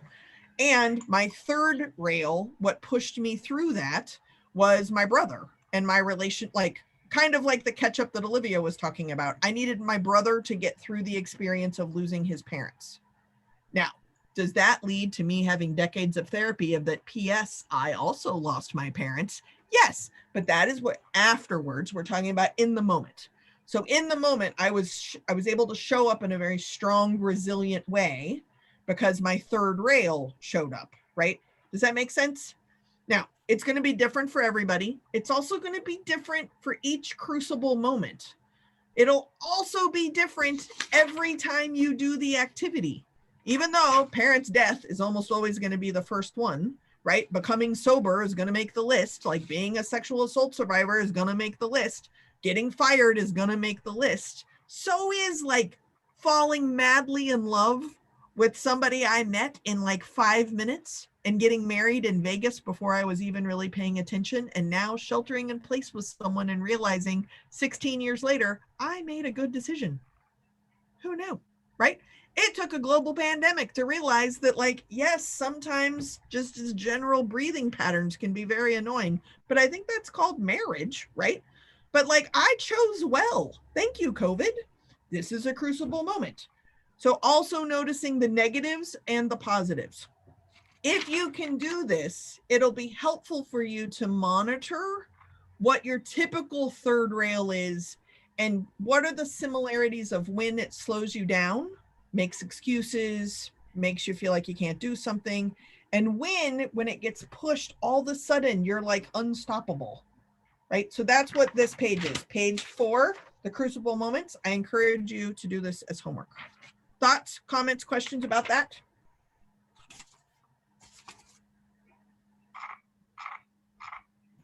And I have a question about something else. Hit me. You said, did you say or did you not say, do types tend to flock together? So if I understand the question, we generally don't often choose to hang out with people who frustrate us. So There are times that we will hang out with someone who is wildly different than us, but it's because we like them anyway. Yeah. So it's not that they don't frustrate us. It's just that we've given them some kind of pass. I mean, I definitely agree that the different types complement each other in the workplace for sure. I definitely with my team, I'm always like so glad I have the balance of people. Mhm. They're not necessarily the people I am friends outside the workplace with, though. You know, so it's a possibly. Yeah. Or even like Denise was talking about, like, I just wrote the draft, like, can we get this thing done? What's happening, right? Like, there's no emotion connection to this. I'm just trying to like put a check in a box. So my longest term best friend, we I guess we are no longer best friends. I don't even really know how this works because I still don't actually know what happened, right? So in their evolution of a human being, my general behavior is now, or I guess was now, being perceived as being a bully. We've been friends for like almost 30 years. Like, how did I spontaneously become a bully overnight? Now, whatever work they are doing that is now registering my regular behaviors as bullying, like, they could be wrong. And that is currently how they feel. So then I had to figure out, like, with my bestest, like playlist deep friend, how do you be friends with someone who perceives you to be a bully? So then kind of what Mary was saying, great, please articulate to me what now registers as a bully so that I can alter my behavior to no longer be perceived as a bully. And evidently what has ended our relationship is that I do not perceive what I do that is being perceived as being a bully. And because I cannot fix it, they do not think I'm taking responsibility for it. So we are no longer friends.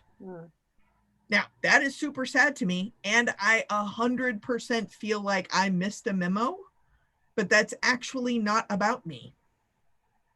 What I can do is notice how, like when Denise was like, well, here's a draft, because my emotions are not connected to it. Perhaps it appears that it is a bully. This is how we're doing this, right? I can take space to understand how someone else could see it that way. Whether that is my intention doesn't matter. That was the impact. So that's where those conversations come in, and is an excellent transition to where we are heading next. The next thing I would say, though, Marie, that I do think is important to mention about coworkers. One of the things that I do when I come into organizations as a consultant is if there's a search committee, which rarely occurs these days, but let's pretend there is. If there is a search committee, one of the first things I do is disinvite everyone serving on the search committee. They're usually grateful for that, because what ends up happening is, let's say that Lorraine is Jean's boss and says, Jean, will you please put together a search committee for this thing? Jean's like, okay. And the reason why Lorraine asked Jean is because usually it is an easy yes. For whatever reason, Jean is likely to say yes. So then Jean is going to turn around and also look for easy yeses of people that they also want to spend extra time with. So then what ends up happening is you end up with a search committee of people who are very similar to Jean, and ultimately very similar to the person who asked Jean to head up the search committee in the first place. So when that very homogenous group of people looks at a stack of resumes, surprise, due to our implicit, unconscious, and conscious positive and negative bias, we will select resumes that look like us, that sound like us, that behave like us, that responded in the interview to questions like we would. So then the finalists end up being samesies with a few differences. And then when that person gets hired, they only have that perspective of the organization. So then they show up to work and they're like, where did all these weirdos come from? Right? So then you've created this kind of clique. And if that clique is being set up for success, great. But if that clique is not set up for success, they will not stay. So the first thing I do is fire everybody on the search committee, not literally, just from the committee. I interview everybody and I find the most heart, most head, most action person, just the one variable. Now, who knows what the second or the third are? We do. They're the other two. But the strongest head heart action person. I asked the search committee to only be those 3 people. There is no chair. It's just those 3 people. I know that I've gotten it right because I walk into the room and there are 3 people like, who are these people? I don't know these people. Do you work here? I've never worked with you before. Who are you? What is going on? What was your name again? That's when you know it's right, because you have 3 people who have not naturally ever collaborated together. Those people review the resumes and typically much faster will get stronger candidates because the 3 of them have agreed on the finalists. Then those 3 people who have created this very like diverse consensus-based pool, those people, if they accept the job, now have a much wider view of what the organization is, which leads to higher retention. So you're right, it does balance off your weaknesses, but it's also much more efficient. And in work, oftentimes we have to do that, especially when we look at budget freezes or furloughs, or people now are doing like 4 people's jobs. So that's important. So Mary Jo says, as a solo librarian, if I were to hire someone to work with me, I would want to hire a head person because I'm not, and need that person to complement our service. Totally good. Now imagine in an actual interview, Mary Jo, if I was interviewing Enid and I said, so just so you know, I'm like a mess. Like I can't organize anything. I don't know what's going on. I try to do this online calendar, but like totally forget to like make sure it matches my paper calendar. I don't really know what's going on. Would you like to work with me? Some people are going to be like, hard pass, right? But weirdos, just going to guess here, like Denise would be like, yes, because you will do it my way. And what a perfect team that would make, right? Because you have the annoying structured person with the other person who can do probably like the social butterfly jobs that I don't want to do because I am making spreadsheets. That could be a great team. But are you willing to be that honest? And can you be that self-aware to be responsible for who and how you are in the first place, to know what your weaknesses are? We also say you're not supposed to take jobs based on people because those people may also be leaving.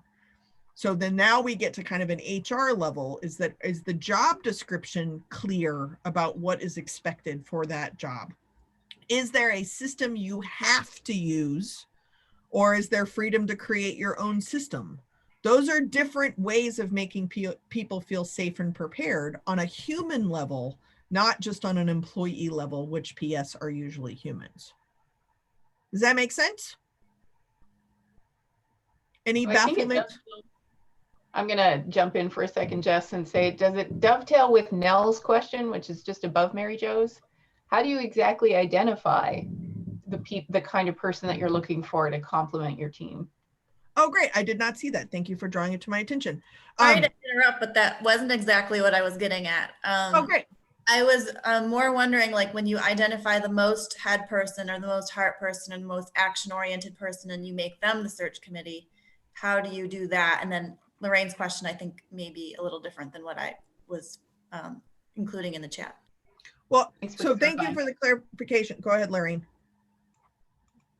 I wanted to hear the answer to Nell's question, actually, but maybe also then my own, because not only do you need the right people on the search committee, those people have to know what they're looking at. These are very good questions, and I'm going to be real honest. I don't think I've ever been asked these questions. So goldfish for everyone. What I would say is, first off, everyone take this survey. There's only certain people who actually take the survey, right? So, and it's usually the head action or head heart people. They're the ones that usually don't take the survey because like the first, I can't remember if the questions are sorted or if they're always the first one, but as soon as they read a question that seems stupid, they're like, I don't know what this is. I'll do this later. Right. So then it just gets pushed off to later. Sounds great. Unless, you know, they're charmed by my personality and then they're like, piles of leaves, fun. Right. But like, if they don't have that, they're like, this is stupid. I'm not doing this. Okay, great.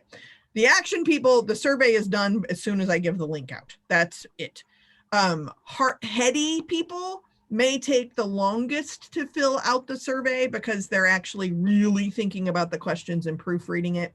You are also the ones that are like, there's not an answer of just confronting someone who says something wrong at lunch. I do not like these choices. You have left out things.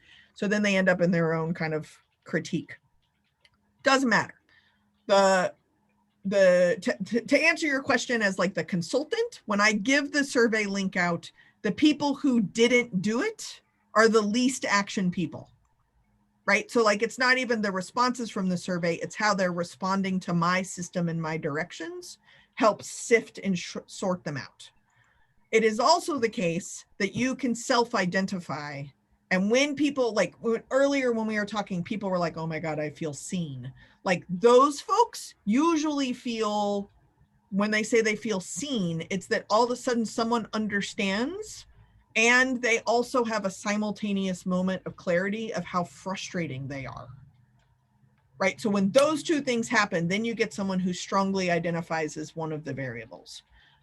In my in-person work, it is significantly easy for me to do this in a room full of people that are all there because they just stand out.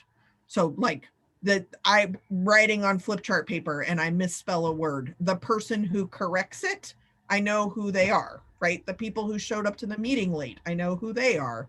The person who stands up and actually is spell checking the flip charts I've already put on the wall, I know who they are. So then it's almost like a Shakespearean play with the same cast. It's just I'm in a different organization, so I have to figure out who gets casted at which part.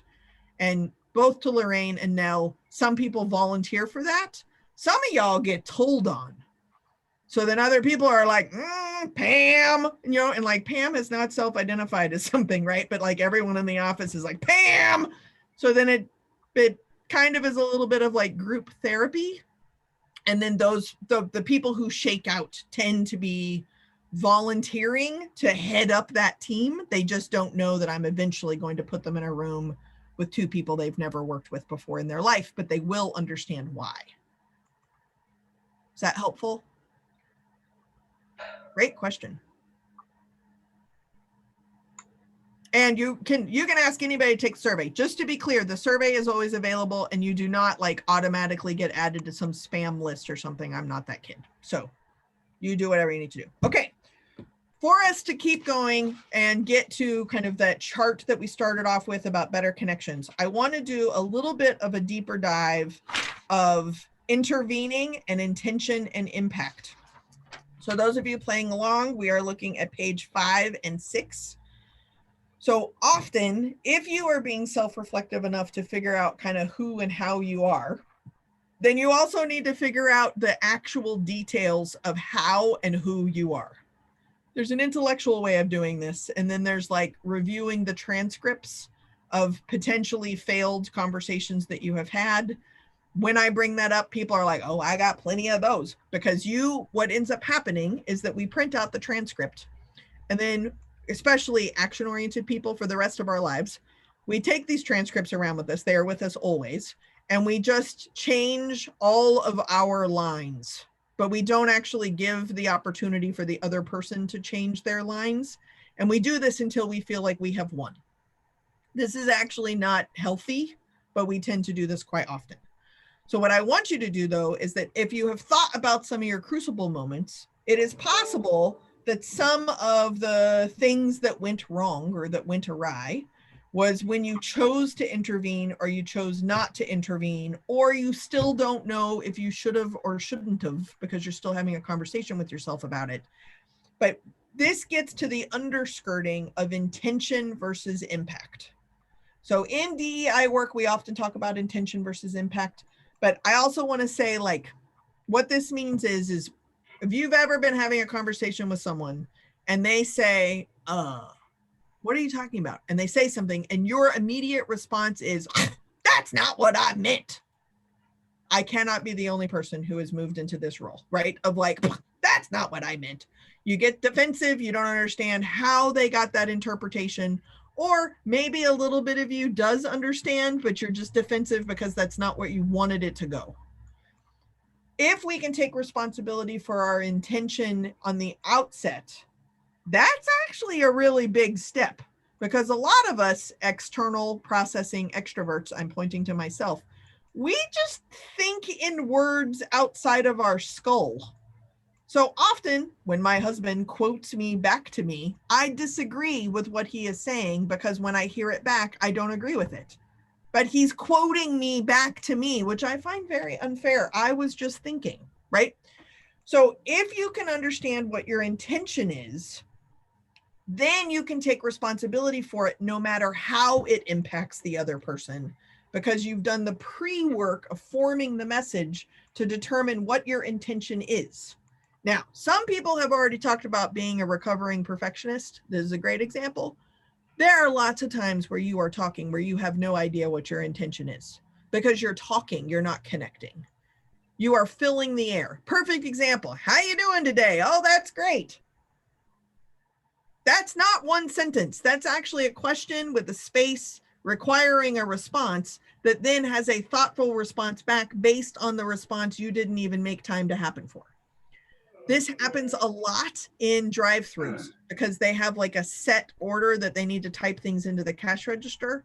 So for example, if I'm through a drive-thru and I'm like, I am excited, I left the house, I would like hot food that I did not prepare and I would like extra pickles. Great, would you like pickles with that? Yes, that was in part of my exclamatory, very excited conversation. I mentioned how much I love pickles. Where were you? Does this make sense? I went through a McDonald's a couple of years ago. I'm still really dumbfounded by this reality where I ordered a caramel sundae, where I'm going to sound like a jerk right now, but a 12-year-old wearing braces, which by the way, I was also a 12-year-old wearing braces, so I understand the font.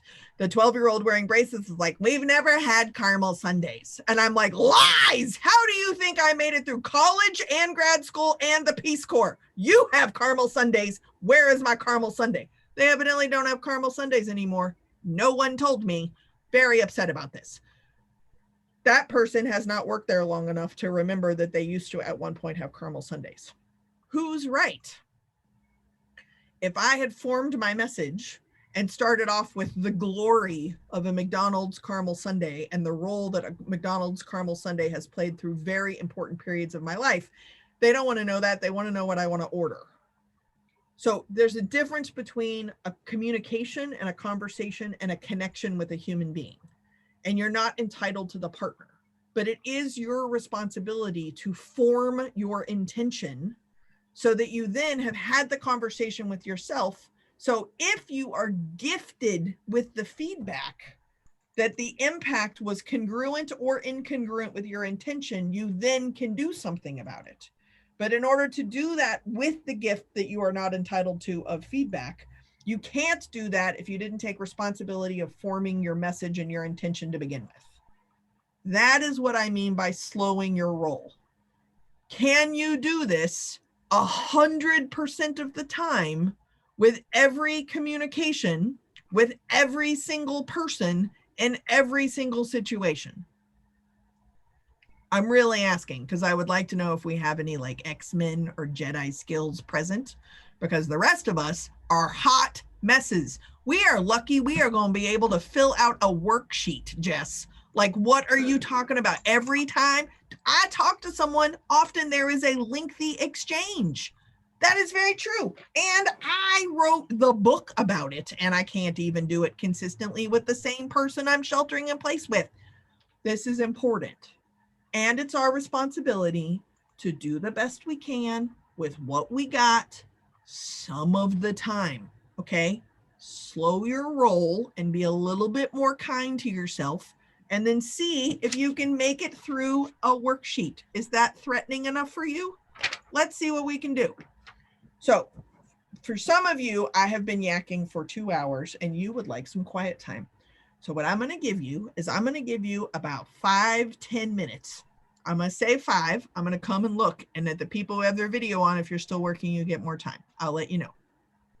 But what I want you to do is I want you to think about a time where your intention didn't work out.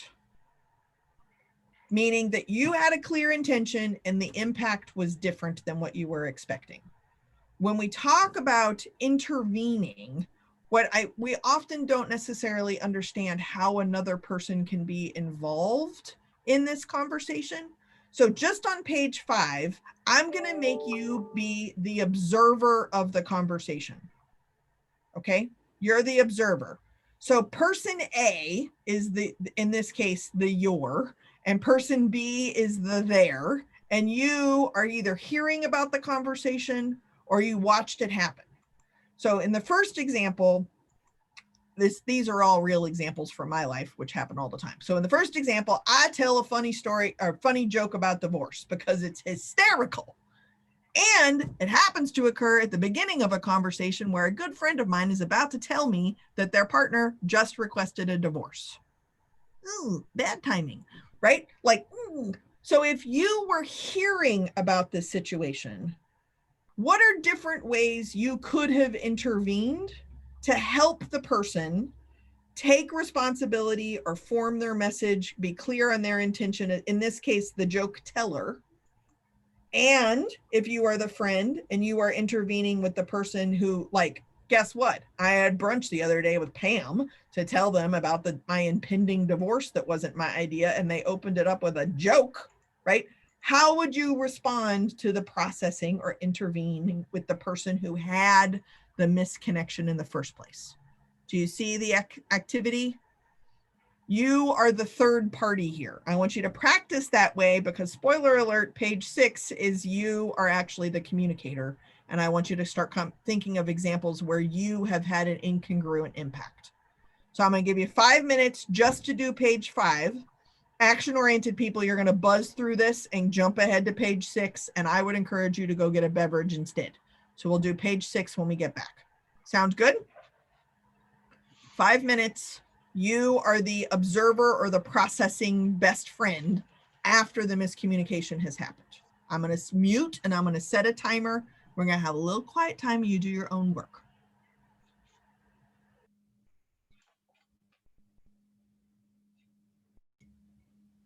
Okay, I'm going to assume that y'all have spent roughly 5-ish minutes trying to figure out kind of intervention things that you could potentially do with a communication that maybe went askew.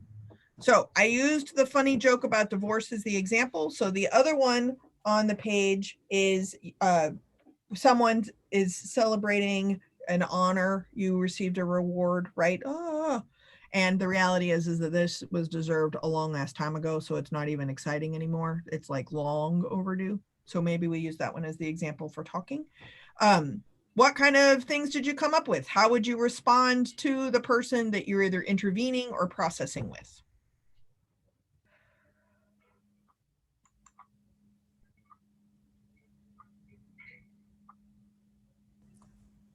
Without trying to sound negative, one of the first things that I would do is talk about all of the people who have recognized that or who put in for that at an earlier time. Like, we know you've been doing this work and we know that it's been exceptional, and like talk about a timeline and maybe get back to their why about why they were doing some of these awesome things so that they can feel good about their why versus when somebody clearly very removed got around to putting it on a certificate.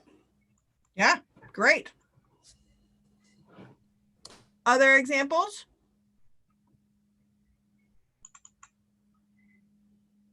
Joyce, your box has turned green. Did you want to say something? Are you a heavy typer?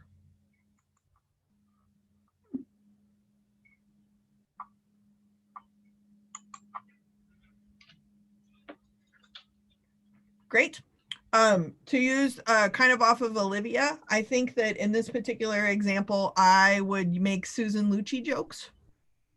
Right? Is that Susan Lucci was nominated like 40-something thousand times, right? After being killed 1 million times and married 1 million times on a soap opera for a daytime Emmy. And I don't even think she ever actually won one, or maybe it was like her 47th time or something. Anyway, but like I'd make Susan Lucci jokes and I don't even know the facts. I'd just make Susan Lucci jokes. That'd be my response.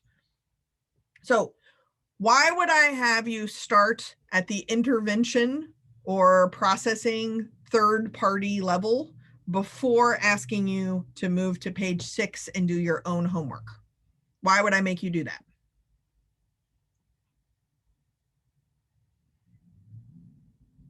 Maybe because it feels safer or like less of a risk? Possibly, sure.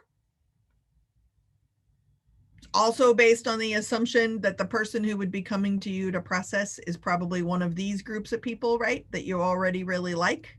So you can get away with saying some things and they're going to like you anyway. So way less risk, more trust already in presence. Oh, Nell is correcting me. Susan Lucci won once in 1999. Thank you very much. Now we got that detail out of the way. Good job. Okay. Other thoughts or comments about processing or interventions? When you were doing this, did you notice there's like a gazillion opportunities of what to do? And some of you self-edited the gazillion down to like, what is the most appropriate thing? Or you created like a more complex scenario where you are intervening or processing in the given situation. And then from that complex scenario, then you had the right thing to say. Maria, you get like 1,000 points because there's a long-eared dog in the video. Very excited. There's two. You just can't see the other one. They're poking at each other. That's lovely. We, of the three, two of them are allowed to touch each other, and the other one does not like anybody touching anything.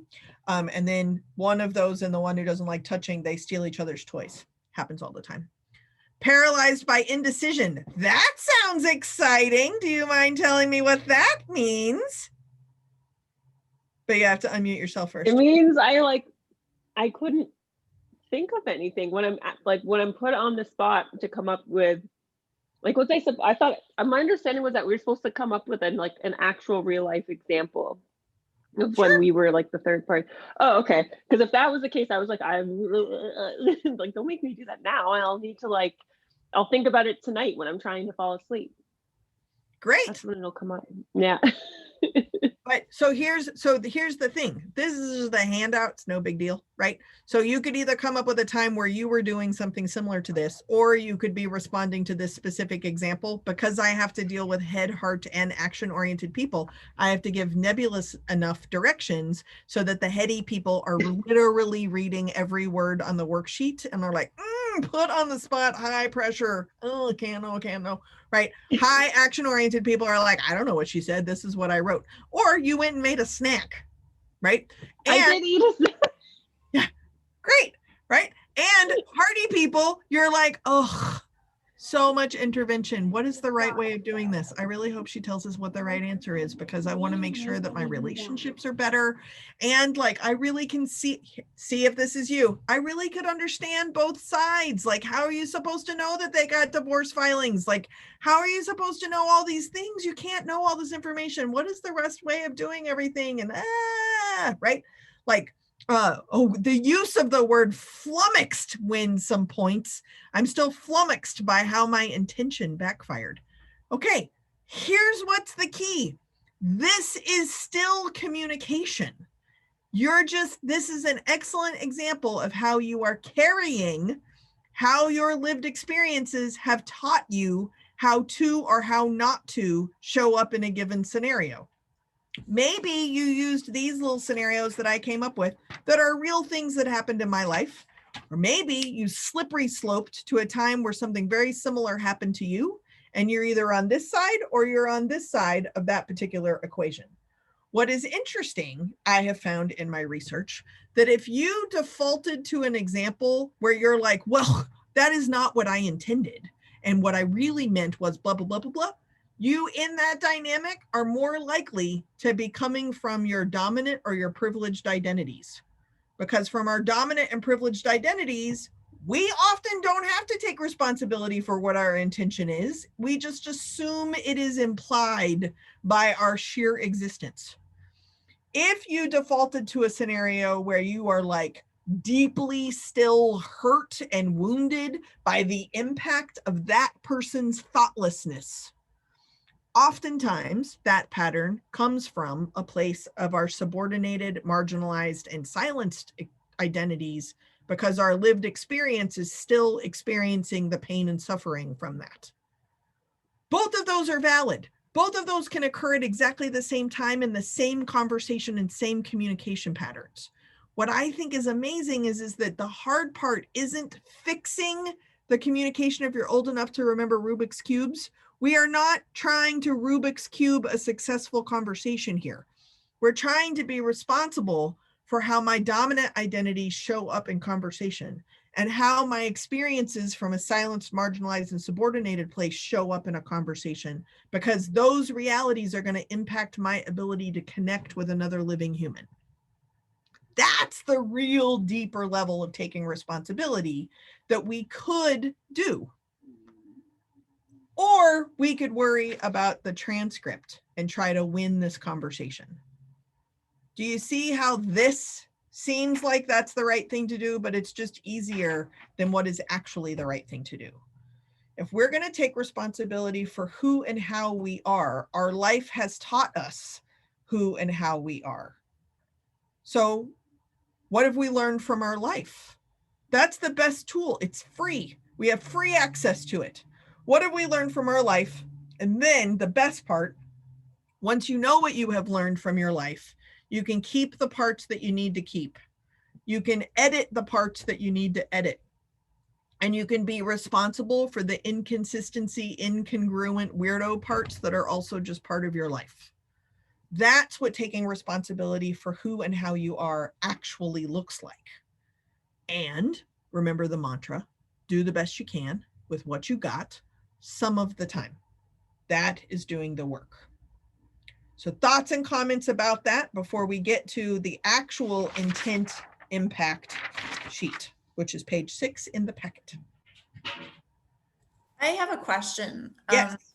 So, I mean, the example that you gave, like the person was in the dark about the person's impending divorce. So in that case, like, I guess I'm still a little unclear on how you would salvage that when the original joke was told without the knowledge of the person's personal situation.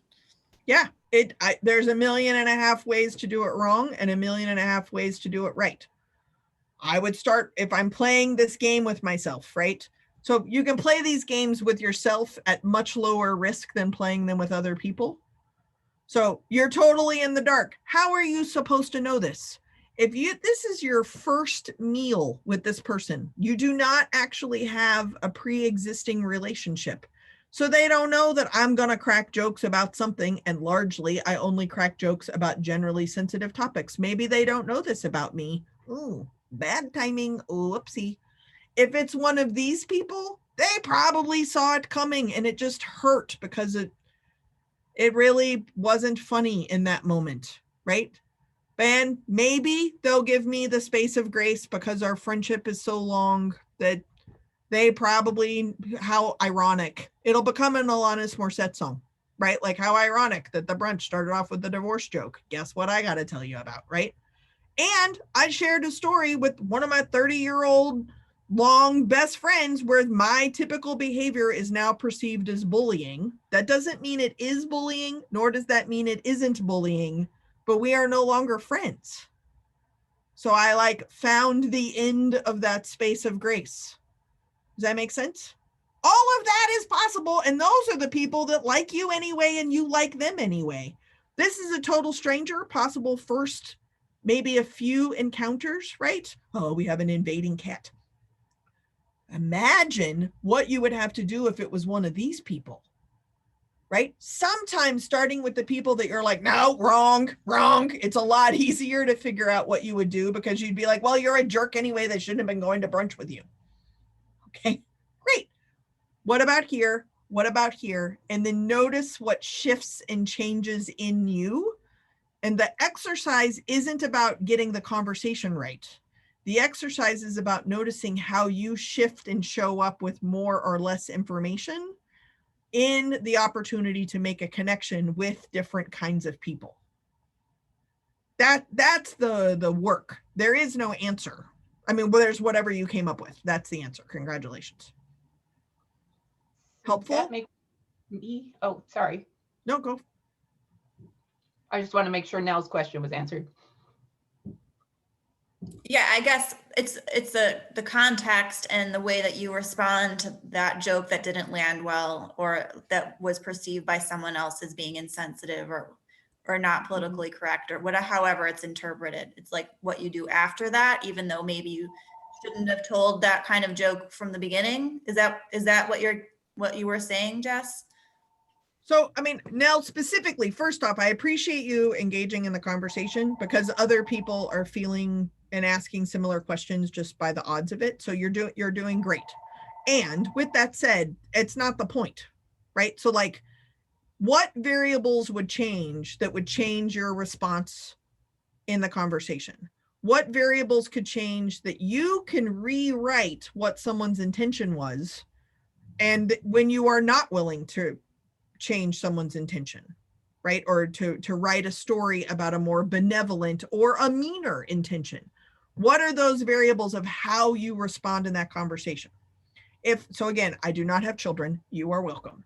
But if I rolled up to my friend's house because I'm getting ready to tell them that my husband has come to his senses and realized he should never have married me in the first place and is going to declare divorce, and I roll up to my friend's house and their 5-year-old kid tells me a joke about divorce, am I going to like drop kick that kid across the room? One would hope not, right? So then age evidently makes a difference. Great. Now, if let's say that my best friend knows that she is part of a very tight network, and in the time it took me to drive to their friend's house, I've already called best friend number 1, and best friend number 2 is actually on speed dial, and I show up, and I don't know that best friend number 3 has already told best friend number 2 what best friend number 1 was texting. So I show up to the house and best friend number 3 pulls off a divorce joke because they're telling me they know and I don't even have to tell them, and they are on my team. That would change my reaction potentially too. If I go to a bank teller and for some reason they started off with a joke that I don't find funny, I'm probably less likely to give them those kind of spaces of grace. It's not about the joke or the topic. It's about how I'm showing up in that relationship and what space of grace I'm able to give other people across that topic. There's a pattern there, and I'm responsible for that pattern. Maybe anything related to divorce is still a touchy subject to you, and chances are that's going to go back to a crucible moment you identified earlier. Can't know, but it's your responsibility to know what those patterns are. It is not the responsibility of other people to know what they are. It is their responsibility to notice when they give grace and when they don't give grace, and you have no control over that at all. So you have to notice what those patterns are. Sort of makes sense? Yes. Clear as maybe viscous mud? Yeah, I think you helped clarify. Thank you. No worries. I said the word viscous just to like meet up with flummoxed. This is a vocabulary group. I see you. Okay. So now if you were to look at the intent versus impact sheet, this one, again, are examples that I have used in my real life where my intention was positive or negative, and how I believe it landed with the people that I was engaging with, how that was either congruent or incongruent. And in this case, they are all incongruent. So kind of to Denise's point, whereas the first one was a little more nebulous, you can either use these specific examples or you can come up with your own. What I want you to do on this one is come up with your own examples. So pressure on. You do not have to fax this into me, so I don't even know if you even have a pin, okay? But I want you to think of a time where your intention was super positive and it became very clear very quickly that the impact was negative.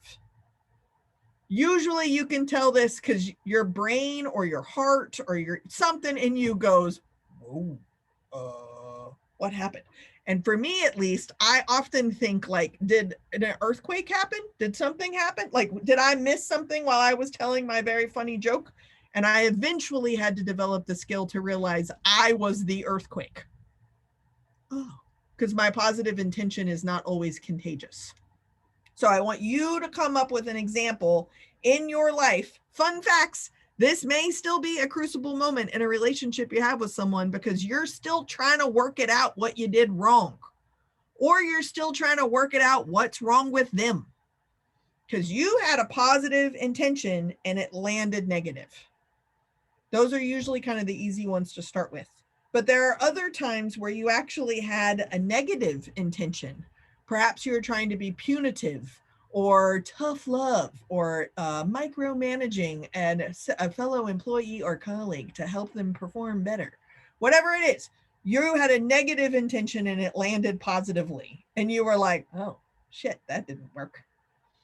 The best example I have of this is if I'm visiting friends. This is obviously pre-COVID, but if I'm visiting friends and they're co-parenting a child and I know that they went to the room to decide how to handle whatever bad behavior just occurred at school that day, let's say, and I'm stuck in the living room with said kid who's about to get it, and I get to watch my friends who I have like held their hair when they vomited be a parent. I love these moments. So then they come out like a team, right? They have decided what they're going to do to be punitive, and they do it, and it clearly did not work.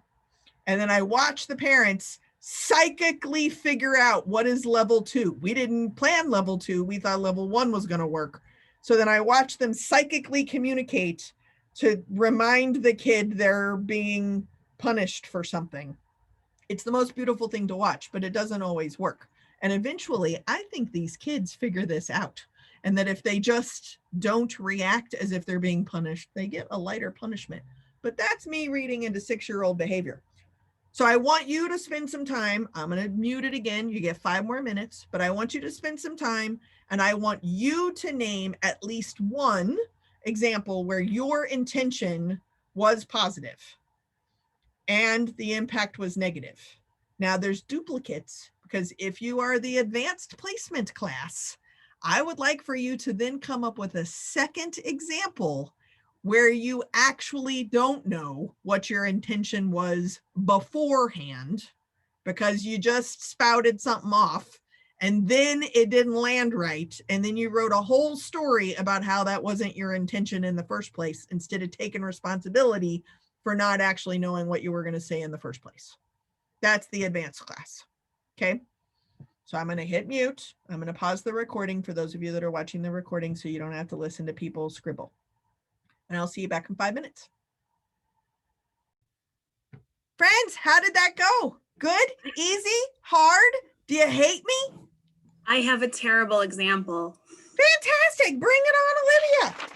So I live in a flat in a house with multiple apartments, and we had a man move in with his dog. And I was trying to be social and friendly. And I'm like, you know, it's just so nice. Your dog is just so quiet and sweet. And he looks at me and says, the dog has lung cancer and can't bark. And I wanted to die. I went back inside and said, I will not leave my house ever again. I just wanted to make polite conversation. It was not, it looked like a yappy dog. It wasn't yapping. I thought I was being nice. No, so when the dog died, I gave him flowers. Mm-hmm. I know. So there you go. And here's what's fun. So let's go back. Remember my burnout I was telling y'all about? So in order to come up with this head hard action situation, which I did not see coming, and I tried really hard not to build this, I just want to use that as an example. So an audience member comes up and tells me this awkward conversation story thing, which kind of goes back to Nell's point, right? Like, well, how are you supposed to know the dog has cancer that doesn't allow the, how are you supposed to know? You can't know that. You, in friendly social banter, one pet owner to another, the first thing you say is like, oh, they're cute. Some of y'all neighbors got pets that are not cute and you just do it anyway. You're like, so cute, right? That's what you do. That is what we are taught. And it is not always appropriate. When I come in and talk about people with like unconscious bias, a lot of times organizations are like, Windex off our unconscious bias. That's totally not how this works. But the first step is recognizing that what you have been taught to do is not appropriate for every single situation. And that's all you have to know. That's it. The way you get rid of unconscious bias is recognize there is stuff you are not even conscious of. Oh, okay. That does not mean scurry and become conscious of all things. It just means that there are things that are problems that you do not know about. There's things that are problems that you don't even experience. Oh, how complicated life is, right? That's it. That is where you stop. That's all. So when Olivia says, you know, that was it, I just was going to live in my house, never leave ever again, because I was mortified and embarrassed, and I'm a horrible, terrible person. I'm extrapolating, but it was in there, right? Even if you decide that you absolutely are never going to interact with another human being, that does not actually absolve you from being offensive, because your Aunt Mildred will be pissed off that you didn't come to her birthday party because you're like avoiding human contact so that you're not going to make anybody mad, right? But then people are mad because you're avoiding human contact. So that's not an option. So what's the next best thing to do, right? Like inside of COVID, it's bizarre to me that this is politicized or whatever. So it seems to me that science would say the best thing to do inside of a highly contagious global pandemic based on virus is to not leave your home and not be around other humans. That's the best thing to do. Okay, that sounds great, except I don't want to do that. Right? Like not like 100%. Like, what do you mean by don't be around humans? Like, what about my BFF? Like, oh, that's when we came up with pods. So you can have your own pod. Okay, but people in my pod are essential employees. So does that pod thing really work? It depends on how strict I'm being currently. I actually have compromised lungs, so I have to take this super seriously. So I have to be very, very thoughtful about who is in my pod and who is not going to be in my pod. And our closest friend, who is definitely in our pod, is an essential employee and works in a medical center. Probably not the best essential employee to include in my pod, except I'm not sheltering in place without my best friend. Who am I supposed to go to Costco with? What am I doing in Costco? I thought I was supposed to stay home, right? Do you see what happens? Okay, so you have the way that you are definitely going to do it, except it doesn't work. So then you have the second best way, and you're like, oh, I'm totally just going to do the second best way, except for when I don't want to. Then you end up in the third best way. As long as you are conscious and responsible of the choices that you are making, that is a lot better than pretending that you are not actually involved in the choices that are being made. We absolve ourselves of responsibility by thinking that if we don't take responsibility, then no one, or at least someone else, is responsible. And what that actually means is that you're just disappointing somebody else. So don't do that anymore. Maybe some of the time, don't do that. That's all. That's all you got to do. So this is how I cope with feeling like a hypocrite when I'm trying to learn how to change my behavior. Yeah, feeling like a hypocrite is actually called self-awareness, right? When you're like, wow, that is really against how I am. Good for you to notice that. Because it's nobody else's responsibility to notice when you're a hypocrite, although that's far more likely to happen than you're to happen. I identify as a pacifist. I cuss like a sailor. Most cussing words are deeply rooted historically in sexualized violence and militarization. I also don't want to be saying those kind of words, but I don't know how else to talk. Okay, well, that's an example of something that's incongruent about me. It doesn't mean I have to reformat my whole hard drive. It just means I need to be conscious and make some judgments and assumptions where I'm going to feel safe and prepared based on the foundation that I know about me. I try really hard not to cuss on webinars, specifically those being recorded, and I try really hard to put in a cussing filter. This is a 2-hour-long program. I am certain I have accidentally said something that registers as a curse word to somebody. Then you have the subjective conversation about what's not a curse word and what is a curse word. That's all up to conversation, right? But I need to be responsible that I am likely to use something that sounds like profanity to someone else. And I want you to focus on the content, not my word choice. So I'm going to take responsibility for that and try really hard to put my cussing filter in, and occasionally it might slip. We've already covered that I'm not even wearing pants. So work with what you got. Do the best you can with what you got some of the time. Please note the theme. What else? Other examples, thoughts, comments? Denise? I have one. Yeah, so this is from my days as an early co-op student in library land. So I was still in school, and I was part of my. Hold on, I'm just sharing a story. Yeah. Oh, I'm sorry. I'll talk quieter. So. So rude, talking so Yeah. loudly. So I'll talk quieter. So basically, one of my responsibilities was to review the library website and see if there was anything that could be improved, or if there was any errors like in text or anything. And I found I had a bunch of suggestions for improving the actual website, but while I've noted those, I also noted a bunch of typos. And so my initial thought was, well, that could be fixed really quickly if I just emailed the person who manages the web page, that like specific web page. And so I sent that person a quick email and said, oh, I noticed the following typos. If you wanted to fix them, like they're all located in, these are the locations of the typos. And then I hear my boss's like phone ring next door. And the person I had emailed has a supervisor, and their supervisor became very, very angry under the perception that I was directing their employees' work, which wasn't the intent at all. I thought I was being helpful, but I had no idea that it would be perceived in that way. So that specific experience has actually stuck with me every time I go to email somebody with like a small action item, and I have to think, do they have a supervisor who I should be like sharing this idea with first because they direct their work. So yeah, but that person was very, like that supervisor was very displeased, and my poor supervisor got an earful because of my intent to just be helpful. So.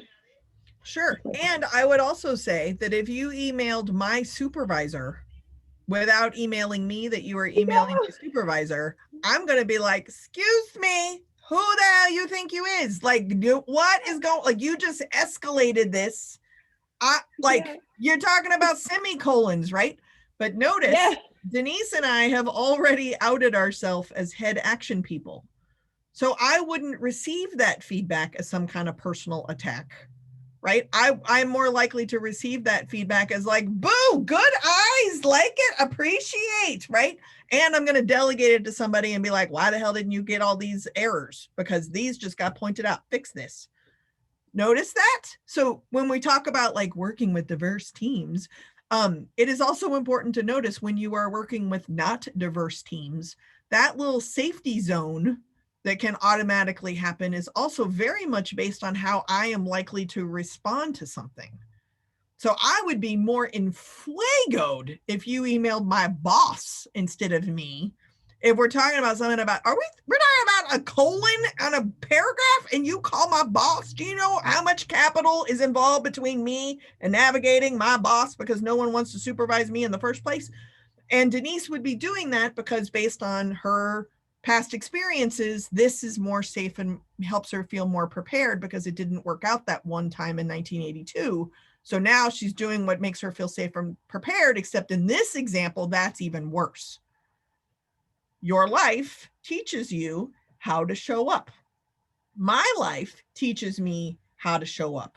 Because I've been fired every job, my relationship with said supervisor is instantly fragile and brittle because I don't trust nobody anywhere ever anymore. No one is going to be able to ever invite me to a surprise party because I am going to think I'm getting fired, because I will never positively respond to, hey, Jess, you got a minute? Because that's how you get fired, right? Like I didn't see any of that stuff coming. So it is important to know that my life is teaching me how to show up. Denise's life is teaching her how to show up. And somewhere in between there, we are going to try to communicate, connect with one another. And there's a lot of nunya happen on. Y'all know what nunya is, right? Y'all don't need to know what happened in my past jobs because it's none of your business. But I'm bringing with me everything that happened in my past jobs into this job. And you get to figure out how to navigate that because I'm not telling you about it. That's not fair. So why don't we just start with being responsible with what we're bringing in to the conversation, because what we're bringing in makes us feel safe and prepared or has taught us how to feel safe and prepared. That's our job. Other thoughts or comments? Any other examples coming up? Things you need to process?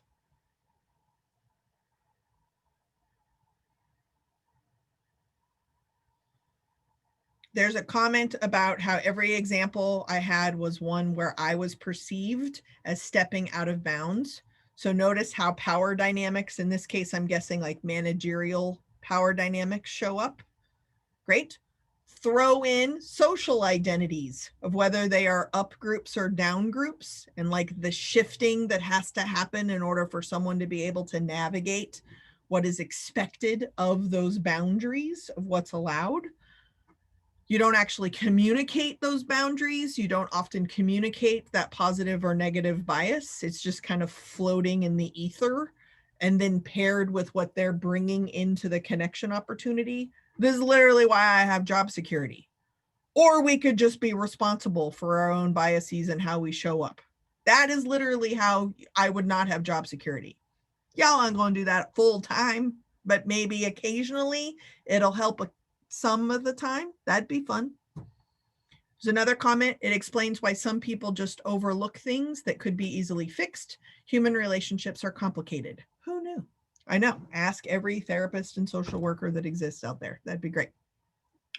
So you have one more homework assignment to do. So we're not going to do this one here, but I've talked a little bit about how your responses in these scenarios of when things are incongruent, there does seem to be a pattern, and specifically heady, hardy people, you're like, I'm not going to fit the pattern. I am a special little snowflake all to myself. That's true. Let me describe what snowflakes look like, because there's one definition of what a snowflake is. That definition applies to all snowflakes. So if you typically are coming from a defensive, possibly entitled place, that's literally and often coming from a privileged or dominant identity place. So if you get feedback, right, or you get called in or called out, this is all the language the children are using these days, and you're like, what are you talking about? I didn't do that. What? Whatever. And like you either literally, you physically start like backing up from the conversation. If it's an email, your fingers back up a little bit and you begin to kind of recoil. Sometimes that is motivation. The pattern there is from the dominant or privileged identities. And so on page 7, I give you an opportunity to name what are your dominant or privileged identities by just a random sample of social identities categorized in the middle. So for example, I identify as a white person.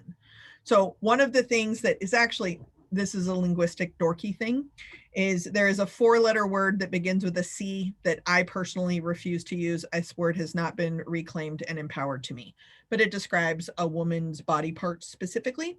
So in the American English language, calling someone this 4-letter word that begins with a C has been the harshest thing that you could ever call someone name-wise in some linguistic survey that was done. For like decades, this 4-letter word was the meanest, hardest. No one ever wanted to be called this.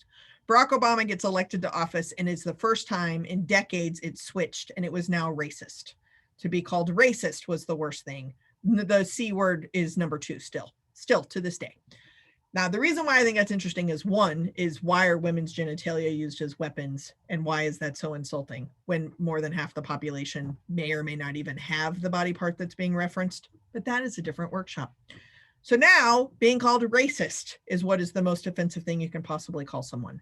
So if I were to use that as an example currently, what is interesting is the C word was offensive because primarily the people who were filling out the survey were men.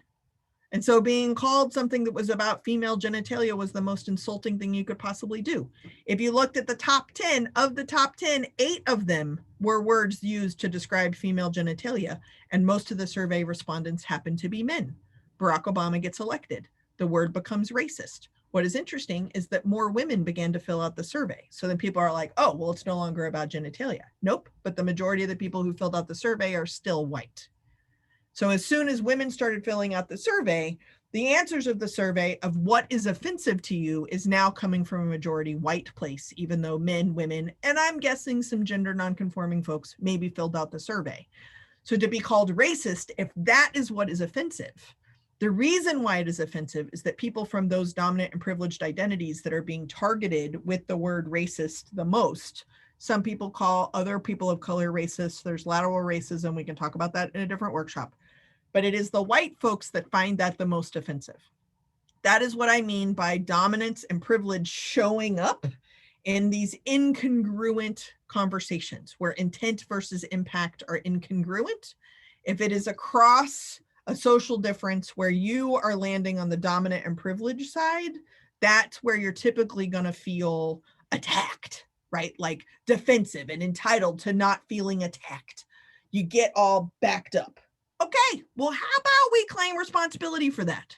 So I gave this little worksheet just for you to do on your own is if you have dominant or privileged identities around race, your economic class, ability, gender, religion, veteran or marital status, etc., then you can put those down and then notice when you get feedback or called in or called out, and you're being called in from across a difference where you have a dominant privileged identity. It is possible the person calling you out or calling you in has your same identities, but usually they don't. But then the level of defensiveness will change if they do or don't share that identity with you. Or you'll shift to another identity of commonality. This is why white folks doing anti-racism work have to work through being raised poor first, because their class experience of being subordinated and marginalized is different than their racial identity. But they get called out and defensive and then raise a subordinated, marginalized experienced identity, which does not replace their dominant and privileged identity. It's actually changing the subject. Does that make sense? That's a lot in like 6 sentences, but that's it. Those of us that have subordinated and marginalized identities, one, I first want to just validate that if we are all Buddhists, everything is about pain and suffering. Whether you are privileged or marginalized, everything is about pain and suffering. Welcome to the game.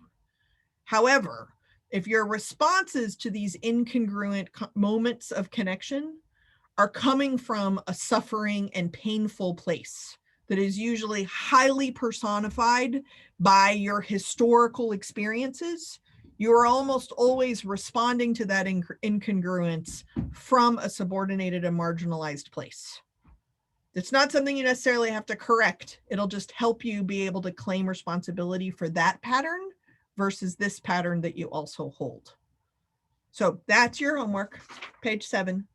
Thoughts or comments about this? Oh, there's a comment. This contextualizes the dreaded all lives matter response, I guess. Sure. I don't know anybody who would say all lives matter is false. I also think we do not value living things equally. And so the idea of Black Lives Matter means that this particular kind of life needs to be valued equally in order for all lives to matter. We weigh and value different living entities in a different way, whether we're talking about sentient beings or not. If I were to ask you, how do you value air or water or trees or carrots versus weeds? Those non-sentient beings, as far as we know, their lives are, the livingness of those things are valued differently. And we do the same thing with humans based on a social stratification that very few people made up, and the people who made it up tend to benefit from the stratification they created. That's it, right? I would say another topic that gets very controversial points is if we talk about abortion. I don't know anybody who thinks abortion should be like a regular weekly birth control method. I don't know anybody who's like, oh, that's what we should do. I also think it's funny that when I talk to my pro-life friends, they often talk about gay and lesbian population in the same sentence of pro-life choices. I think it's funny to mention, statistically speaking, gay and lesbian people are far less likely to have an abortion. But we're applying logic to really important conclusions people have made that make them feel safe and prepared based on how their life has taught them to show up. So if we go back to all lives matter, when some people hear all lives matter, they feel left out. When some people hear blue lives matter, they feel left out. When they hear Black Lives Matter, they feel left out. The pattern of feeling left out is probably a pattern that has existed in their life. And this is just the language or the current t-shirt or bumper sticker where that is manifesting itself. The idea of showing space of grace to someone is to recognize that their life taught them that this is how to feel safe and prepared. And your life has taught you that this is how to feel safe and prepared. And that can be incongruent, but that doesn't make your way wrong or right, or their way wrong or right, because we're not actually talking about morality. I'm not a moral relativist. I think there is one sense of morality. And I think how individuals have lived and experienced their life is the strongest, most consistent teacher that any individual is going to have. So I can't do anything against or for that teacher, for that person, but I can take responsibility for how my life is being my teacher, doing the best I can with what I got some of the time. So we only have like 8 minutes left, but we're going back to the beginning because the beginning is a wonderful place to start. I reviewed this at the beginning and maybe it had some context, maybe it didn't. But what I think is important is if you are taking responsibility for who and how you are, occasionally with some of the people that are not these people or these people, but just these people, you recognize you are not entitled to a conversation partner, but you decide, I'm going to do that stuff. I'm good enough now. Now is an episode where I am going to make a better connection. You're not entitled to feedback or a partner in this, but you decide I am going to make a better connection right now, right here, right this time. I'm going to do it. I'm going to do it. Okay, great. What tool are you going to use to make this better connection? An email, a GIF, a text, possibly a verbal conversation, maybe a letter, maybe a phone call, perhaps a Zoom, whatever. The tool that you are using, the methodology of that tool is probably some kind of intentional conversation. When you decide you're going to have an intentional conversation, you then shut up and listen to that person as if they have something to teach you. External extroverts like me, listening often means me still using words, but I don't feel like that's talking yet because I'm just using words to make a connection because I don't know how else to do this. I'm also not a very physical person, so it certainly does not involve hugging or touching one another. So I might then, to listen to others as if they're wise, I might ask questions. This is a good one to write down. Questions you don't know the answer to. It's a fun experiment. So if I were to say, Mary, how's the weather over there? I am not wherever Mary is currently located. I literally do not know the answer to that. If you are in the same office, looking out the same window, that's a stupid question because you know the answer because you are sharing the answer. That makes sense. If you do not know the answer and you are asking a question, you are opening the opportunity for a conversation. The other person has whatever story they have about you and they may or may not engage with you and you have no control over that. But at least you tried by asking a question you didn't know the answer to. This goes back to Olivia saying your dog is so quiet and cute and they have cancer. She didn't know that, right? And part of the reason you feel bad is because you often feel entitled to all information.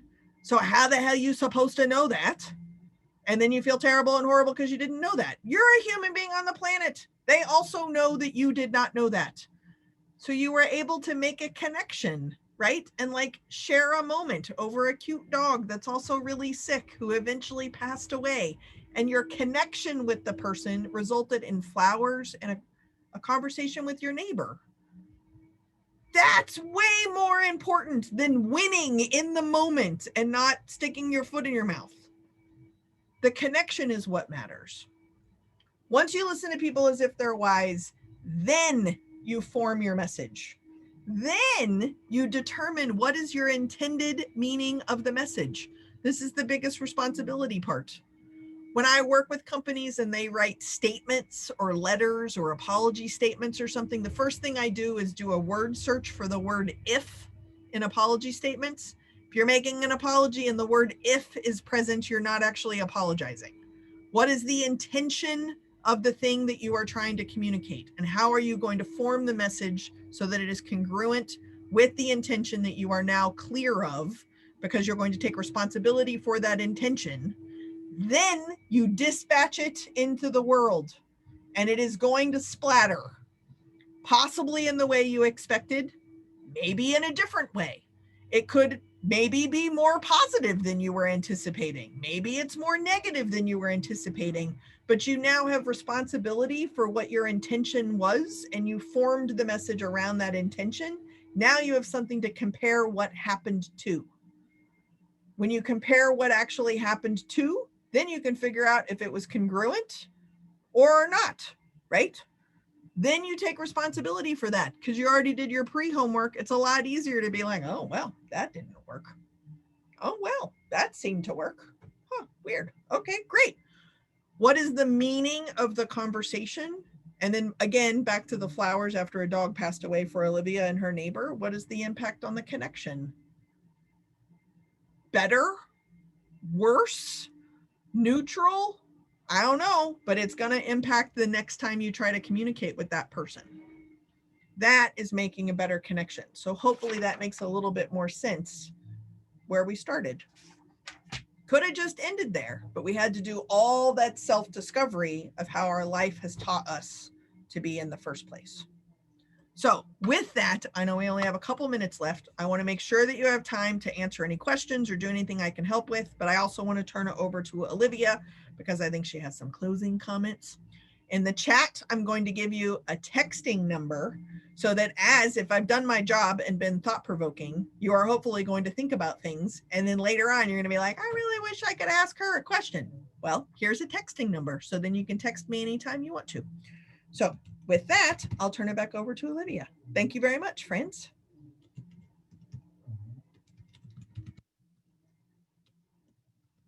You're muted, Olivia. It's not 2020. I would first like us to all take a moment to make audible noise in celebration of Jess Pettit. Yay, thank you. Yay. The clapping is always really important to me. If you've ever been to a staff meeting, I request claps. It's time to clap now, friends. In order to receive your 3 MLA credits, you need to fill out the evaluation form. Denise is the goddess of all things organized, and I value her so much in so many ways. And she's going to send you out. It's true. You're amazing. She's going to send out an email with the code information so that you can get that. Because you are still here with me now, there are prizes. Yes. Remember I told you about this wonderful book? Yes. We have them for you. Hooray! I'm dropping a code right now into the chat. Go on to that Google Doc, and I want you to put in your mailing address. And if you don't feel comfortable putting in your mailing address, put in that you prefer an electronic copy. Everyone who has attended today's CE will get a copy of Good Enough Now by Jessica Pettit. It promises on the back that it's a practical guide to ridding yourself of self-doubt, self-limiting beliefs, and habitual excuses through being true to yourself, building on your strengths, supporting others in their strengths, building better teams, and serving others. I bought it before I knew I was going to have this today. It's great. I almost bought numerous copies for the library, Olivia. See? Now you can just get all of the upstate people who finished reading it and then add them to the collection afterwards. Yes. How wonderful. Also, remember to check out goodenoughNowBook.com for Jess's book club, because what librarian doesn't love a book club that they aren't facilitating? I know. Is there anything I've forgotten? I don't think so. Just in time, the ebook and the Audible, I don't listen to audiobooks, I like paper books, but the Audible audiobook and the ebook were literally just posted on Monday. So those also exist. I'm very happy, and you can get the clicky link to that at goodenoughNowBook.com. But otherwise, anything I can do to help, please let me know. There is a box of books. I believe it is still en route. I do live in California, and the Postal Service hopefully is sending out voting ballots right now and not a box of books. So be a little patient, but they're coming. I shipped them out to Lorraine, so then y'all should be able to get those too. And anything I can do to help, you're always welcome to text message 202-670-4262. And I am here and in your pocket, and hopefully not a creepy way. So for the recording, who's going to be saving that so that we can, are we saving it so we have access to it later? I recorded it and I will upload it as an unlisted YouTube link and email it out as soon as it is done buffering. Wonderful. So we will probably give that to Denise also, as she is the keeper of the list of attendees. Mm-hmm. Yes, the magics. She's got them. All right. Thank you so much, Jess. This was That great. looked like I was cracking a whip, but it was really a magic wand. Could be either. You could take it either way. You could take it either way. You get stuff done, and I appreciate that about you. Oh, thank you. Thank you very much, Jess. And it was wonderful to see such a big group of UNIAC folks here. Thank you all for turning out. Thanks, everybody. Have a good day. Rest of your day. Yep. We're so lucky we get to go back and do it again tomorrow. Yay. Happy first pre-conference day of UNIAC 2020. Yeah. Olivia, I still need to send you a certificate of participation for conference planning in UNIAC. So could you put your mailing address on the form anyway? Because, I mean, I know you already got your book, so I know you're all set, but how come I can't hear you?